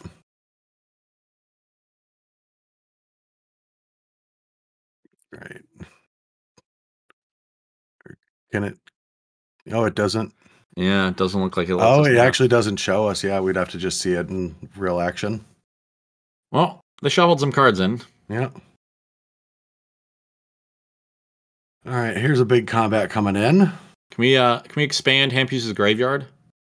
Maybe we can get an idea of what they shuffled in. Oh, I am not trying.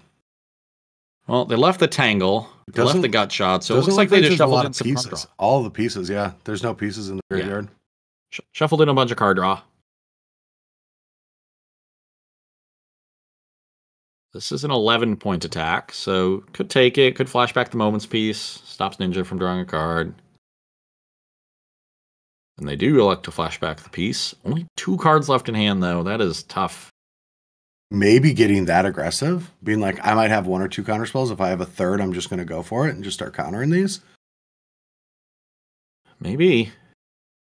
I do think that's smart. You don't want to get yourself in a point where like they have 2 turns to just like tap out and replicate a bunch, because a counterspell only stops 1 copy with replicate. And you are at 24 cards in your library. You're drawing minimum 2 cards a turn.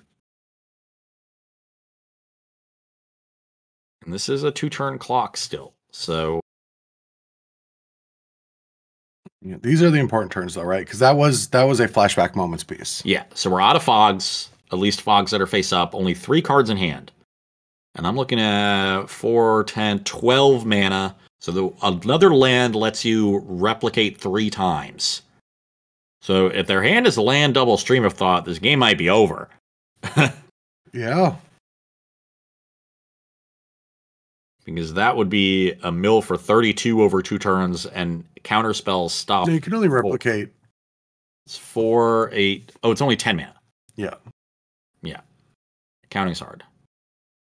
So that would be 12 each, which would still be lethal, though a counter spell could stop it. Yeah, piece of the puzzle gets countered, choking. Turbofog even out of less resources here. Big attack comes in again. Yep. Same 11. And if this connects, it's going to get really tough, because you kind of need a turn to tap out with a Stream of Thought to get them in range. And still so much gas left behind. 5 cards in hand, drawing a 6th. They'll get a 7th on the end step. The damage is in, and that feels like there's very few outs now. Maybe like Growth Spiral, Weather the Storm, or something like that. That's only 6 life, though. Yeah. That's not enough, because these 1/1s can come in for the final push, if need be, so that we can generate a 14-point attack if we want to. So it would need to be a 9 life Weather. I think we're going to see a concession here. Not playing anything with all that extra. Another piece of puzzle. Is there another counter spell? I think that's all we need. There's another spell stutter, and that should wrap it up. Maybe we'll see a fog get countered here.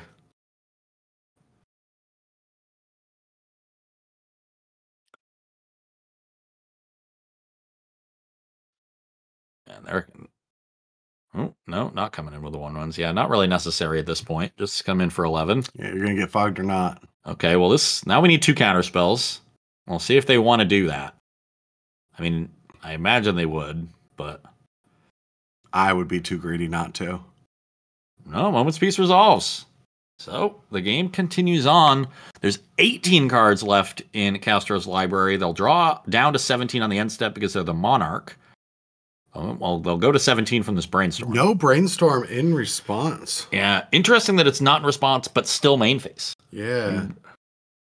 Okay, this is going to get us down to 16 cards, and we'll clear the Brainstorm, presumably.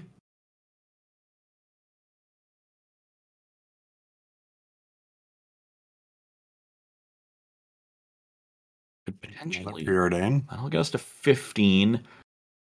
Hampuse could potentially mill 12 with a double replicated stream. So you don't want to put yourself into 12. Third Preordain. Oh, if there's a Weather the Storm, it actually might give another turn. Oh, yeah. Oh, there's a Relic, and that's going to deal with the Moment's Peace in the graveyard. I think we'll see an end step pop of that. Oh, we're going to waste some time with a tap. Yeah. Well, they might take the Moment's Peace.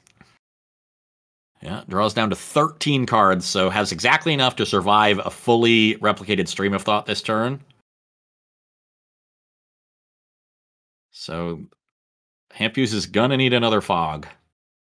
And I can't imagine a single fog resolves. How many Moments Pieces are in the exile zone? 3. Yep. So there's one more Moments Piece in the deck. That would be the card to have here. Because I think Castro might be a little light on counterspells. I think they might have a lot of their actual counterspells in the bottom, 10 cards of the deck. We've already used 2 actual counterspells, I believe, as well. No. Is this coming through?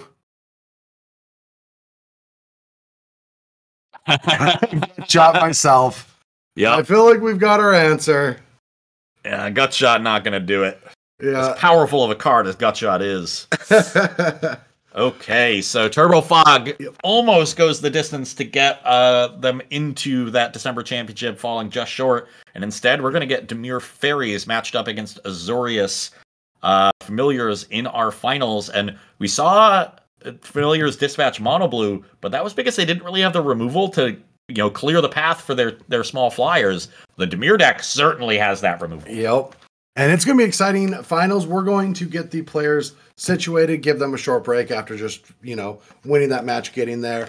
And we'll also be taking a short break for a few minutes. But when we come back, we'll be crowning a champion for the Mana Traders May series. Pauper, and, might as well, while we're here, let's announce what the format is for next month. You can do the honors if you remember. I don't. You remember everything. You tell me stories about things I don't care about that happen in... It's modern. We'll be back. We'll be right back.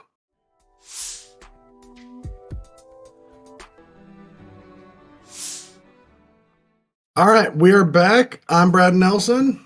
I'm Ross Merriam. I switch it up every time on you. I know. just have fun, and we have fun here. And one of us does. Yes, one of us does. And we're here for the finals of the May Mana Trader series. We've got an exciting finals. In all honesty, because. Let's throw up the bracket for this top 8.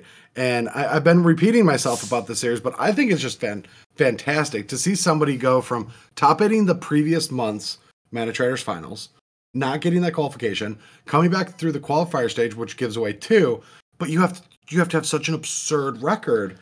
Yeah. And Casa shows up and 19 wins it. That is an absurd record. It's an absurd record. And then to follow that up with the weekend after qualifying, obviously with 19-1, by being in the finals and potentially winning the tournament. I don't know if Casa is a Pauper specialist or plays the format a lot, but feels like put in the work, put in the hours, stayed hungry, and devoured. Yeah. So they snuck in at X and 2. They were our 8th player into this tournament. So just barely squeaking in. On tiebreakers, 5-2 in the Swiss, now winning 2 matches in the elimination rounds. That's a 7-2 to go with the 19-1, 26-3. If they win this last one, 27-3. That's a 90% win rate over a ridiculous amount of matches. They are one win away from a 90% win rate in a 30-match sample. That's absolutely unbelievable. But this does seem like a matchup that could cause problems because Cristo Risotto has blue-black fairies. Now let's throw this deck list up. Yeah, and we saw, I think, in the quarterfinals, Casa playing against Nathan Blackman on Boros. The Boros deck didn't really have ways to stop the card advantage from Familiars.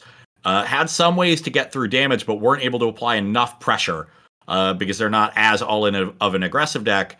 Then in the semifinals against Mono Blue Fairies, that deck just had no way to get through the flying creatures, whether it was Vector Glider or Muldrifter. Those roadblocks were really, really good because Mono Blue just doesn't have removal. This deck has the counter spells like Mono Blue does to potentially stop some of that card advantage before it happens. Also has the removal to remove blockers and get through, not to mention Gurmag Angler that doesn't even need any help getting through blockers with how big it is compared to the rest of the creatures in Pioneer. So really has all the tools. The question is whether they're going to find them in the right order and in the right sequences. And one of the things that I like about this matchup is it's how the play patterns come out. A giant blue creature on the familiar side will appear, whether it's the Saga or Muldrifter, and then a removal spell will get targeted. It'll get blinked with Ephemerate, and that's when the Spellstutter Sprite can deploy and counter that. Because you're not going to really be using that Spellstutter Sprite to counter Muldrifter, but you can when it's trying to be protected. So I do feel like those are going to be the sequences that get set up from the Dimir side of things. And I'm excited to see like how those blowouts play out in real life, because we have seen Casa kind of get away with murder, just being able to blink, protect all of their things, draw 12 cards. Yeah, and run away with these games. It's been really impressive stuff, but this is the first time they're going to run into a matchup where they've got to worry about everything. And we hear the match has started, so we're ready to go down to the finals of the Magic Treasure Series. Let's get into the action. Okay. No action yet. Casa on the play here, despite being our 8 seed. Yeah. Oh no, Resorto on the play. Okay, we were just waiting for them to keep. Yeah, just so you do know that, yes, he does not determine. I actually snuck into 8th in the December Standard and got to play all 3 rounds in the top 8. I figured as much, given that we're on MTGO, but they must mean Resorto must have kept relatively quickly, which is probably a good sign. Yeah, there we go. So we're just going to see a... Okay, so we got some Augur of Boluses here. No ninjas. I'm interested to see how good Thorn of the Black Rose is here, because there is some potential to, attack back, but they don't usually, the Familiars deck doesn't usually set up to attack you back. I've got a question for you, Ross. Yeah? Does 0 count as damage? No. No, then I don't feel like it's going to be that big of a problem, because the snuff outs and the cast downs are going to be able to deal with it. What might be a problem is getting to 4 mana. 4 mana does seem like a lot right now, but I mean, you have this Brainstorm and you have an additional Augur to be able to get rid of something, so. Yeah, and a pretty solid hand here from Familiars as well. The unfortunate thing for them, we have enough lands, but they all effectively enter the battlefield tapped. And that means no Sunscape Familiar on turn 2, which is, I'm sure, what they would have liked to do. They aren't going to get super punished because there's no Ninja coming here. Unless there's one off the top. Cast down, not good enough. So maybe a Brainstorm here. Yeah, I could see Brainstorm, because that could find a Ninja in multiple lands, and that might be what you want to do. And even without a shuffle effect, Fairy Seer could just scry bad cards to the bottom. Yep. Oh, instead Fairy Seer first. That's interesting to me. Just trying to make sure, it's like, I need to make sure I hit a land. Yeah. So we've been very much valuing that land drop. We'll see if they hit it. Oh, they scryed all bottom and still missed? 5 cards. 6 with the draw. Yeah.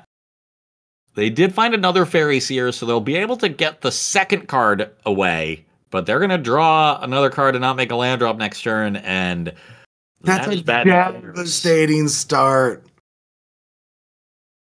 That is. Especially with how slow Casa start is, not getting punished for having a slow start either. Yeah, now they just get to, play the Modern Age, probably play Azorius Chancery. I like this sequence too, because they might want to discard that land. Yep.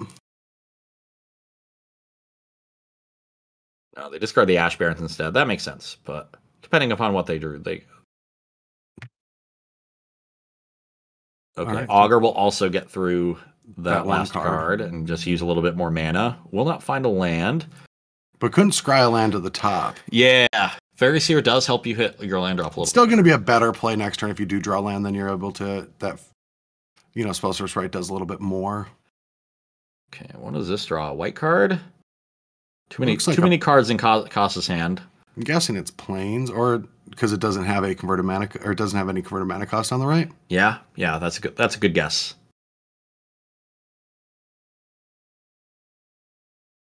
And plains. It's Ephemerate. It does have a converted mana cost. And so they discard a Deep Analysis and then go for Sunscape Familiar, floating the blue rather than just using Azorius Chancery, and that way they can play a second Modern Age? Modern Age here, or go for Deep Analysis Flashback, that's fine.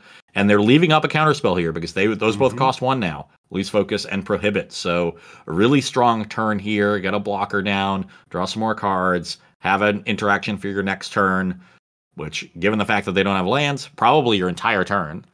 Still feel like if you do this, then you might still have to discard if you don't play the Modern Age. Okay, they are just going to. Okay, so that makes more sense then.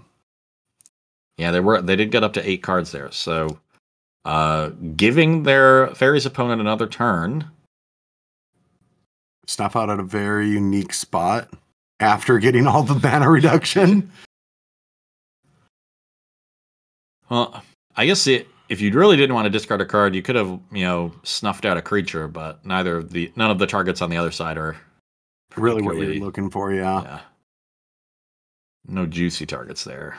And this is just exactly what Kasa wants, though. Has 2 Modern Ages in play, not having a lot of threatening coming back, and a choked opponent.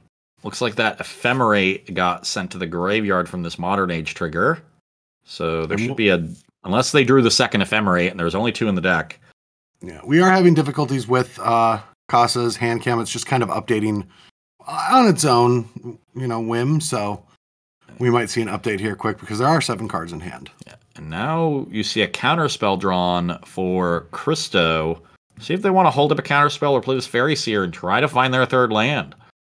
I think you just have to hold it up because you still have that cast down. These Modern Ages are starting to flip. That's going to cause a lot of problems. I agree. It's just a rock and a hard place, and I don't even know how you get out of it at this point because you're losing on board now in card advantage and velocity in lands in play. So Kasa discards an Ash Barrens to that Modern Age trigger. Probably suggests they have another land. There's 2 to 3 cards that we don't know because we're not sure if they drew a second Ephemerate. So those top 5 cards we know are in the hand. Okay, they do have another land in an island. Do they have another Modern Age in their hand even? No, I'm pretty sure they don't. Yeah, we gotta update that eventually. So we do know they have several counterspells. And those are going to be good because they're already taking over the battlefield with these Vector Gliders. All right, it did just update. So now we have a fresh hand. And looks like a pretty good hand. Yeah. Would be a little bit better if they had the Sunscape Familiar still. Okay, finally a 3rd land from Christo, so they get to play their second Fairy Seer, dig towards another land while still holding up interaction. Also says no, don't dig towards more lands. So prohibits it. Interesting. Not a very high value target for that prohibit. Prismatic Strands drawn drawn for turn, I guess. Thought we were going to get another Modern Age trigger where Prismatic Strands would have been the easy discard. Oh, for sure. And now a little choked on mana here. You kind of want to play Muldrifter or Chaomancer, but you also want to leave a loose focus. So we might see an evoked Muldrifter here. Just to try to get through a little bit of action, right? Just try to find those lands. And maybe that's biting you. You got rid of your 6th mana source off of the loot, and now you're digging for it. I think that did that thinking that they had that Sunscape Familiar out. So once that went away, this really choked them. And this is the kind of deck that you don't really flood out too easily with cards like Muldrifter or Chaomancer. So I can see always not wanting to miss these land drops because that could let your opponent back into the game. Yeah. The end game for the deck is just so strong. One of the things I really like about it is that end game, it's hard to navigate yourself to a spot where you don't have access to it. It's not like, if you just were a control deck with like an Ugin or some big powerful card and you have to discard it early, then you don't have it. If all your Archaeomancers are gone, you still have the Mortuary Mire. If you had to play the Mire early, you probably have a Chancery left in your deck to rebuy it. Yep. And then if you had to use all your Ephemerates, you rebuy it with the Archaeomancer. All right, so we saw Loose Focus hit that cast down and then simply passing the turn. Ephemerate draw. Now, can't really do any of those Muldrifter shenanigans, but can cast this Archaeomancer. That will probably die to a counterspell. Indeed it does. But the aggression has completely stopped. So now we're just kind of trading resources, and that's what the Familiars deck wants to do. And you're even in a position that you can't even play that Thorn of the Black Rose because you have the Snuff Out for one, but the other needs to start getting chump blocked or you give it back. Yeah, you could try to go, Thorn, Snuff Out, chump for a turn. Now, if a Snuff Out is found right here, both can go at it. Rather electing to keep up those Spellstutter Sprites. Which counter only 2 drops, so... Okay, but it could be the removal Ephemerate. It can stop these Ephemerates. Yeah. So, do we see the Muldrifter here?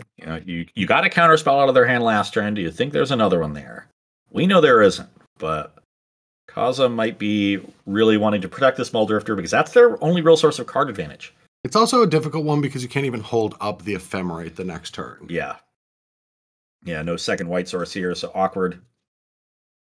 So maybe they wait for 1 more mana, regardless of what it is. You could definitely hold up the Ephemerate. Mm-hmm. That might be the plan. You could also have Snap up at that point. Is this just a casting of a Sprite? Interesting. Maybe they want to get their other Sprite up to countering 3s? 3s are you that worried about, though? Evoke Muldrifter still has mana value 5, so... Could just be trying to find another removal spell so that they can just have more combat. Yeah. They do find another counterspell. That's quite good. The first Preordain, Ice Tunnel off the second. So, another mana, and they could play Thorn with a counterspell up. And now they have multiple blockers to keep the Thorn in play. Maybe that's the idea, is trying to set up this Thorn. So want to get another flying blocker down. Yep. Here's a white source with the Ash Barrens. And so now we could play Muldrifter with Ephemerate up. But it'll get countered if they do. They elect to still wait. Under no pressure, so you do have the ability to be patient here. You kind of have to, too. Yeah. Ooh, there's a creature that can get out, and that's not one that gets snuffed out. Gurmag Angler, really, really difficult to kill in Pauper. Yeah, and the last time we saw a Familiars deck fight against an Angler, it had multiple sources of life gain and trickeries already set up. Would not be surprised to see a snap here on the Gurmag, though you could just wait and snap on your turn and generate extra mana from it because you have a Chancery. Maybe that's what they do. Snuff Out taking out Spellstutter Sprite, weakening the ones in hands, probably sniffing out that if they're going to play one, they probably have another. Yep. Right. Kaza's been making little plays like that all tournament. Mm-hmm.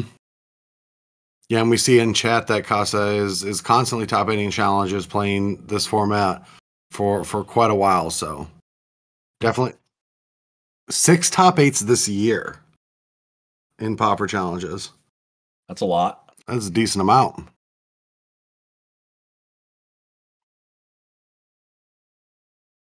Okay, so no snap, just a tap out for the deep analysis, which was a very good draw. But now do we run the snap?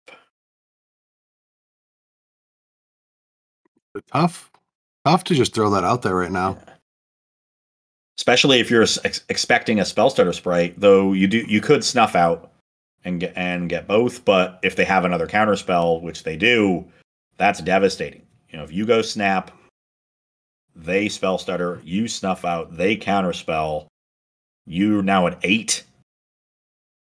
And you're probably in a position where you're chump blocking and ephemerating a Modern Age, if you want to, or just losing it.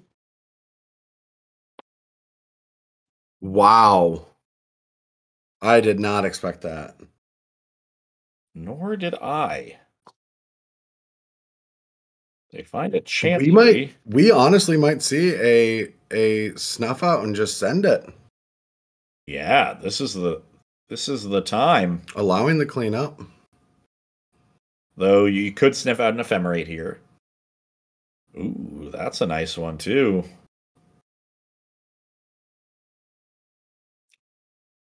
Send in with my augers and my Gurmy. And this is not quite a lethal attack. But it is a ton of pressure. Yeah, so do we just make the blocks on 1/3s and go to 3? Okay. All right. And it's actually going to be 2 with this ninja. Surprise! All right, ninja gets a card. Would really like a 4th land here for the untap. Ooh, another snuff out is amazing though. Yeah. I do believe that we're going to see the writing on the wall by this next turn. I don't. That last turn Kaza played after we were done praising them is probably the weirdest turn I've seen them play in the tournament. Well, let's see what happens here. We still have that prismatic strand for the following turn. True. But it's an awkward strand with the main threat being black and the rest being blue.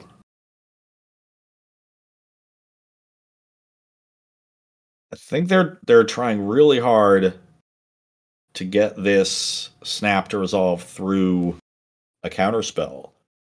And they can beat a spell stutter right now, but a straight up counterspell they cannot.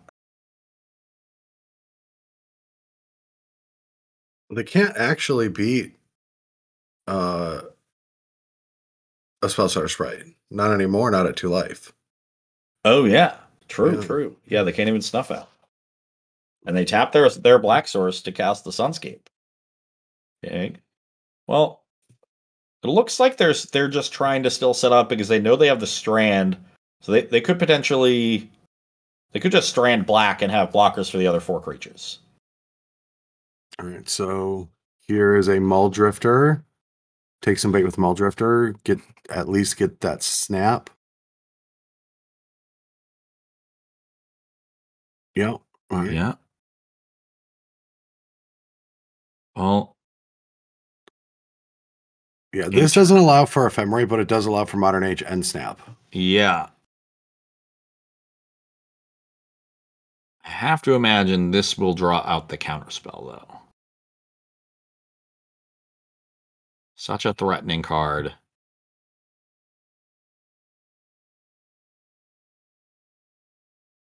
Oh, if I'm in Christo's seat, I think I have more gas than you. I do like this.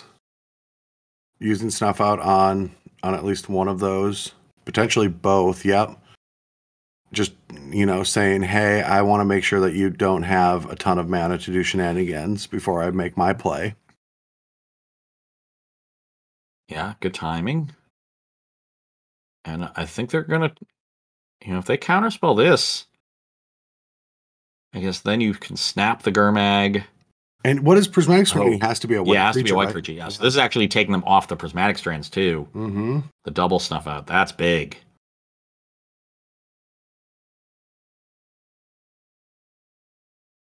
So let's see if they decide to do anything. They are going to. They want to keep a mana, so they're now going to play the snap. Now is the priority, keep Angler in play or let Muldrifter resolve? I'm inclined to deal with the Muldrifter, to be honest. Yeah. I think playing Spell Stutter here, adding another body to the battlefield, or not the spell, playing the counterspell on the Muldrifter, so you don't get another body. That said, the snap is threatening because it gets them up to 4 mana with these 2 Chanceries. That's the actual. I'm honestly more worried about that aspect of the snap than taking Gurmag off the battlefield. Yeah, they decided to stop the snap. So this. This is It's 2 life, so it's just lethal. Yeah. Okay. Yeah, this actually is a lethal attack then. Yeah. So unless they had something else and they don't. So, yeah. Smart to stop the snap when you just had a lethal attack. All right. Let's see if Take a look at Kama's deck list and see what they're going to be bringing in now. It looked like Kaza was just a little bit too loose on that one turn, giving their Dimir opponent a little bit too much time. But out of the sideboard, Suffocating Fumes should be about it. Yeah, just Dispel probably also quite good. I could even see Negate if you're thinking that they're gonna, if you think you're gonna play those counter wars. But yeah, the fact that Negate doesn't hit Spell Stutter. Negate has to play up. That's just one of my rules for it. You can't let it just play against tempo creatures and other counter spells. It's just one of those cards that like you could hold up a Negate against a Spell Stutter Sprite. It's just it's not going to work out that well. But we do want to look at what has to come out though. Is like the Revoke Existence and the Prismatic Strand seem like the two cards that you just don't want in a matchup like this. And we do have a Dispel and a Suffocating Fume. So I feel like that's going to be the ins and outs. Completely agree. Marginal upgrades, but sometimes that's the way it goes. Yeah. If they want to cut something else, they can bring in a Relic just cause, but it doesn't seem like an efficient card for the matchup. Nah. Relics are coming in. They're coming in from the other side to break up these Archaeomancers and Myers. Yeah, let's take a look at the other deck list while we have time, since the players are taking their minute. I mean, they're in the finals now, so. So we have 2 more copies of Thorn of the Black Rose, and that's interesting for this matchup. Yeah, is that for this matchup? I'm curious. It certainly seems like it, because almost all the other matchups in the format, you either need to apply a lot of pressure, and the game isn't about just outgrinding your opponent, or your opponent is the one applying pressure, and you just can't reliably hold on to the crown. This is a matchup where I think the card draw is super relevant, and you could pretty easily set up to keep it on the battlefield. So I like those. I kind of like the relics are okay. It can break up some of those endgame scenarios. Not that interested in them though. But yeah, there's nothing I really want to cut for them. Yeah, the Suffocating Fumes is definitely coming out. Yeah, players are started, and I was thinking the Chainer's Edict. I still think I want all my targeted removal. Yeah, that way. At least to most of it. There's not anything like bad that they're going to sacrifice to it, right? And Edict is also one that gets around Ephemerate, which is nice, and Ghostly Flicker. That's true. We'll see. I can see them swapping around the removal a little bit. That seems like a hand that has to go back. Yeah, Mortuary Mire is not the turn 1 play. It's like the turn 8 play. Doesn't even turn on Snuff Out. No, yeah, it didn't. Yeah, your utility land. They're on a Malta 5 now. And we see Sunscape Familiar, the Modern Age, and a couple lands. So that is brute. That's just brutal. Down a game in the finals.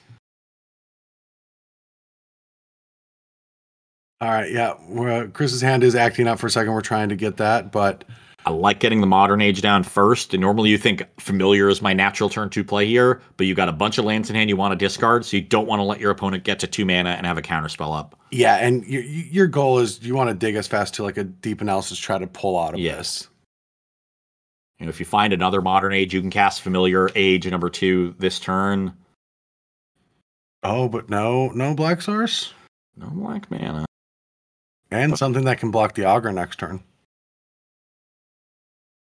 Well, I think we will be discarding... Actually, it's a little awkward, because you kind of want to discard Ash Barrens. You can play both creatures, but the Ash Barrens is going to find a swamp. I think, you just don't care about playing both. Yeah. Yeah. So we could just get to play Sunscape Familiar here. Get that swamp. Looks like they're going... Okay. Okay, and then they're going to play the Chancery. Oh, yeah, so they decided on 0-4 and Chancery versus Familiar and Chancery. So if that's the case, I guess they're picking up that. Well, then I don't think you need to cycle for the swamp right away, but... Or did they even... No, they didn't cycle for a swamp. They cycle for a plains? Or an island? Huh. Did I miss something? No, I might have... I got that wrong. They probably did. It's just... No, well, the hand is... No, the hand is not updated with the Faithful. Interesting, though. They wouldn't want to get the swamp. All right, well, hopefully this Preordain finds a swamp. Because if they don't really... The truth is Casa is down on not a lot of resources. So I guess Chris doesn't have to worry that much about getting damage in right away. But if they take too long, then maybe some of these card advantage things can start developing and pull ahead. A subtle reason to want to play the Faithful before the Familiar there is that Faithful could have gotten countered by a Spell Stutter on the next turn. Familiar can't really. That's true. Yeah, these little tiny things you just always have to think about. And very evident that Casa has thought about them a lot. Yeah. Can you take a look at the eyeball under Casa just to make sure that they went and got that swamp? I just want to double check and make sure. Yeah. All right. So they did get the swamp. So we know. We only know one of their cards. They don't have the Faithful, but we know they have Swamp Plains because the plains came back from the Chains. Yes, Swamp Plains. So they have 3 lands familiar. Their hand is pretty bad. There's the Swamp. There's the familiar. Oh, but they also already played the Chancery. Yeah, so their hand is Plains and the unknown card they just drew. Mm-hmm. All right, Ice Tunnel is here to be that black source for another turn. But Fair Seer is going to come down, get a little sifting, probably trying to find some more lands. Spellsource Sprite can stop any of the small ball shenanigans. Cast Down will be able to also hit that Vector Glider here soon. And that's big to get the flyer out of the way, because then the Fairy Seer can become a ninja. Yes. Though the ninja is not really going to get in more than once. And then eventually the Thorn of the Black Rose doesn't have any creature attacking as well, so. But coming in. That is strange. We do have a snap that can go on a ninja.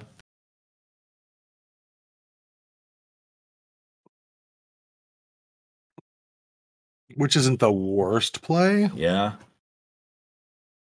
Now, I'm pretty confident on this, but if you ephemerate the Vector Glider, it turns back into the front side. Everything always enters as it's. I just wanted to make sure that I was there, since we don't have Chad to help us immediately with our delay.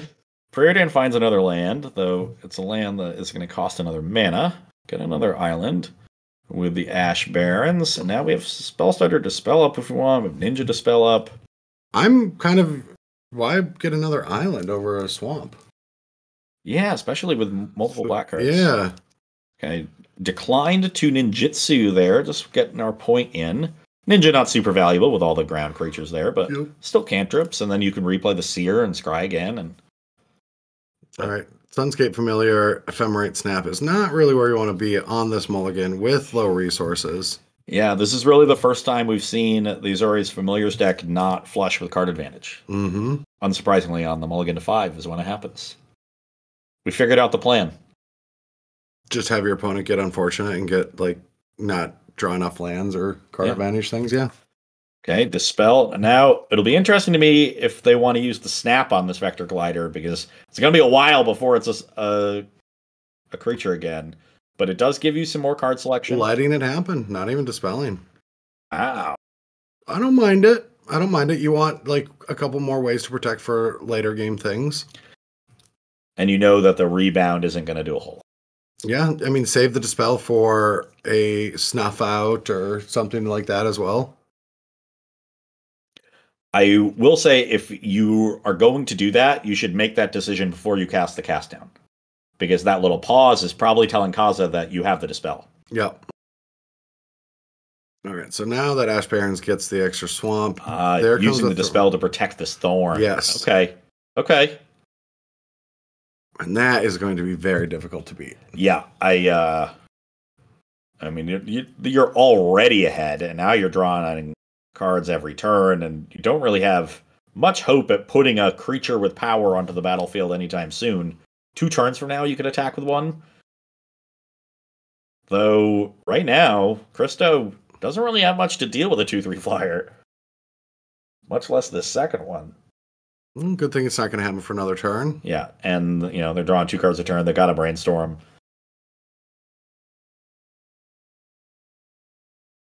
Well, there's an answer to 1. I mean, and that's what's going to happen here. All this card advantage, all this sifting, like a Brainstorm, and being the Monarch and potentially ninjutsuing is, the longer this game goes, you're going to pair your interaction with other pieces of interaction, and these sequences are just going to work out well for you.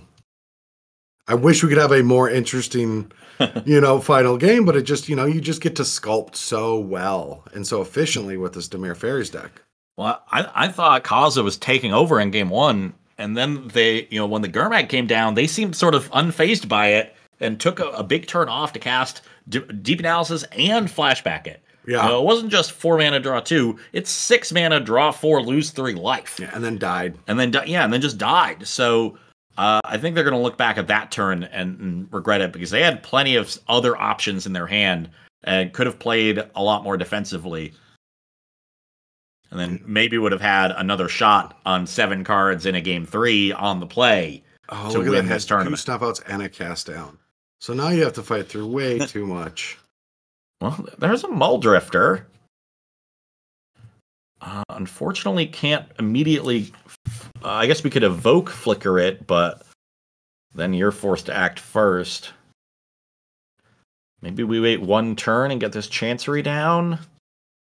No, they decide they don't have the time. No, they just have to cast. Yeah, they really don't have the time with the Thorn and the Angler down. They're getting attacked from every angle. Even the angle? Yes. Was that your joke? No. Oh. Looks like Christo is going to wrap this one up. Which, Christo is known to do. Kill the familiar, leaving them with only 1 island and no real counterspell. You missed my actual joke, Brad. Oh, yeah. It was about the artist Christo. I don't know anything about Christo. Yeah. You missed the rock joke, too. If we're getting into this. This is what we're going to spend the rest of the time talking about, is all the subtle jokes that we've had that the other person just went right over their head. Yeah. And now we see the snuff outs get deployed, so we can be the beatdowns. Yeah, it gets to send it all. This ninjutsu is going to get to reset something. Yeah. We'll probably just block the auger here, and we'll just reset the thorn. That's a nice one to have back in your hand, so even if they do somehow stabilize. Is there another snuff out?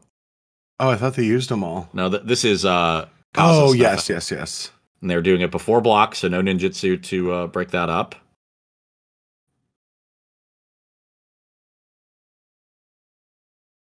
Yeah, block the auger, take 7 after Thorn becomes a ninja. Now you're at 9. I'll draw a card. A relic. Did bring the relic in. I don't mind it. It's just such a low opportunity cost card. And honestly, when you have 4 thorns, if you're able to stop that endgame scenario, you can keep up with just Muldrifters and the occasional blink in terms of generating card advantage. You basically make them play fair. All right. Targeting to put a Muldrifter up. Exiles the graveyards. And now we're down to, it's 3 cards in hand, but we know one's a Ghostly Flicker. Snuff Out and Mire are gone. Preordain's going to get Spell Search Sprite, just all the aggression. Yeah. Even in the face of 5 mana, but I guess you only had the Dispel, so might as well cast your things. Yeah, and there's not a whole lot that Spell Stutter is countering with no other fairies, so take the opportunity when it presents itself. Augur trying to dig for another removal spell. Augur finds counterspell. That'll do, pig. Yeah, that'll be good. I guess only the anglers coming in. Yeah, I guess maybe would have liked a removal spell for that Vector Glider. Oh yeah, send in with the Augur. 2 good blocks, don't care. That does seem like the kind of format where there's a lot of Augur of Bolas attacks that are relevant, that I never see Augur attacks be relevant. Yeah, this deck has plenty of relevant Augur attacks when you're bouncing it with ninjas. Yeah, what I love about Pauper is all the little tiny attacks matter, and as I've been playing Standard, they never really do. I mean, to be fair, every time I attack with a creature, it gives me a treasure, or it has double strike, and destroys your opponent's battlefield. Yeah, gets you a date for prom. Looks like we're gonna be going to 5 here. Yeah, there's just not much you can do about it. Yeah, and what are we now drawing towards? I mean, theoretically, what's the best draw cost can have? If all the hand was blanks, I got some Muldrifter, Supreme Verdict. Well, this is Pauper. Did they downgrade that one? 10 years in the future, Yeah. Pauper's just like supreme verdict. You'll have to talk to the Pauper panel about that one. Yeah, I'll commit memory that.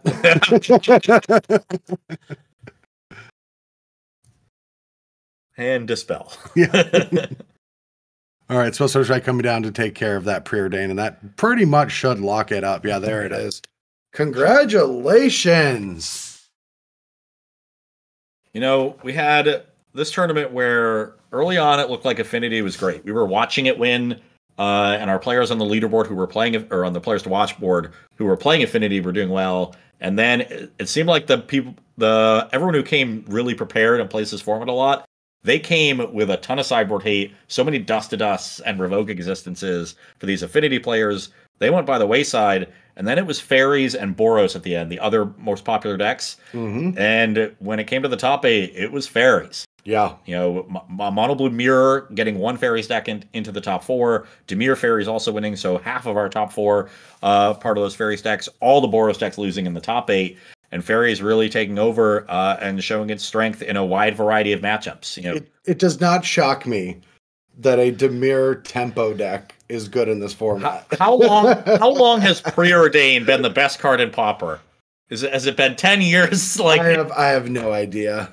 You know, I used to play this format 8 years ago. I'm sure there was a point in your career when you were grinding a ton of Moto where you played some Pauper. I used to play like Storm and Tron decks a lot. Yeah. Way back in the day when there was like spell-based Storm decks, I loved them. But these, cheap blue flyers, preordained counterspell decks, they've been around for basically the entire format's existence. And now they get to play other colors because the mana fixing is a lot better.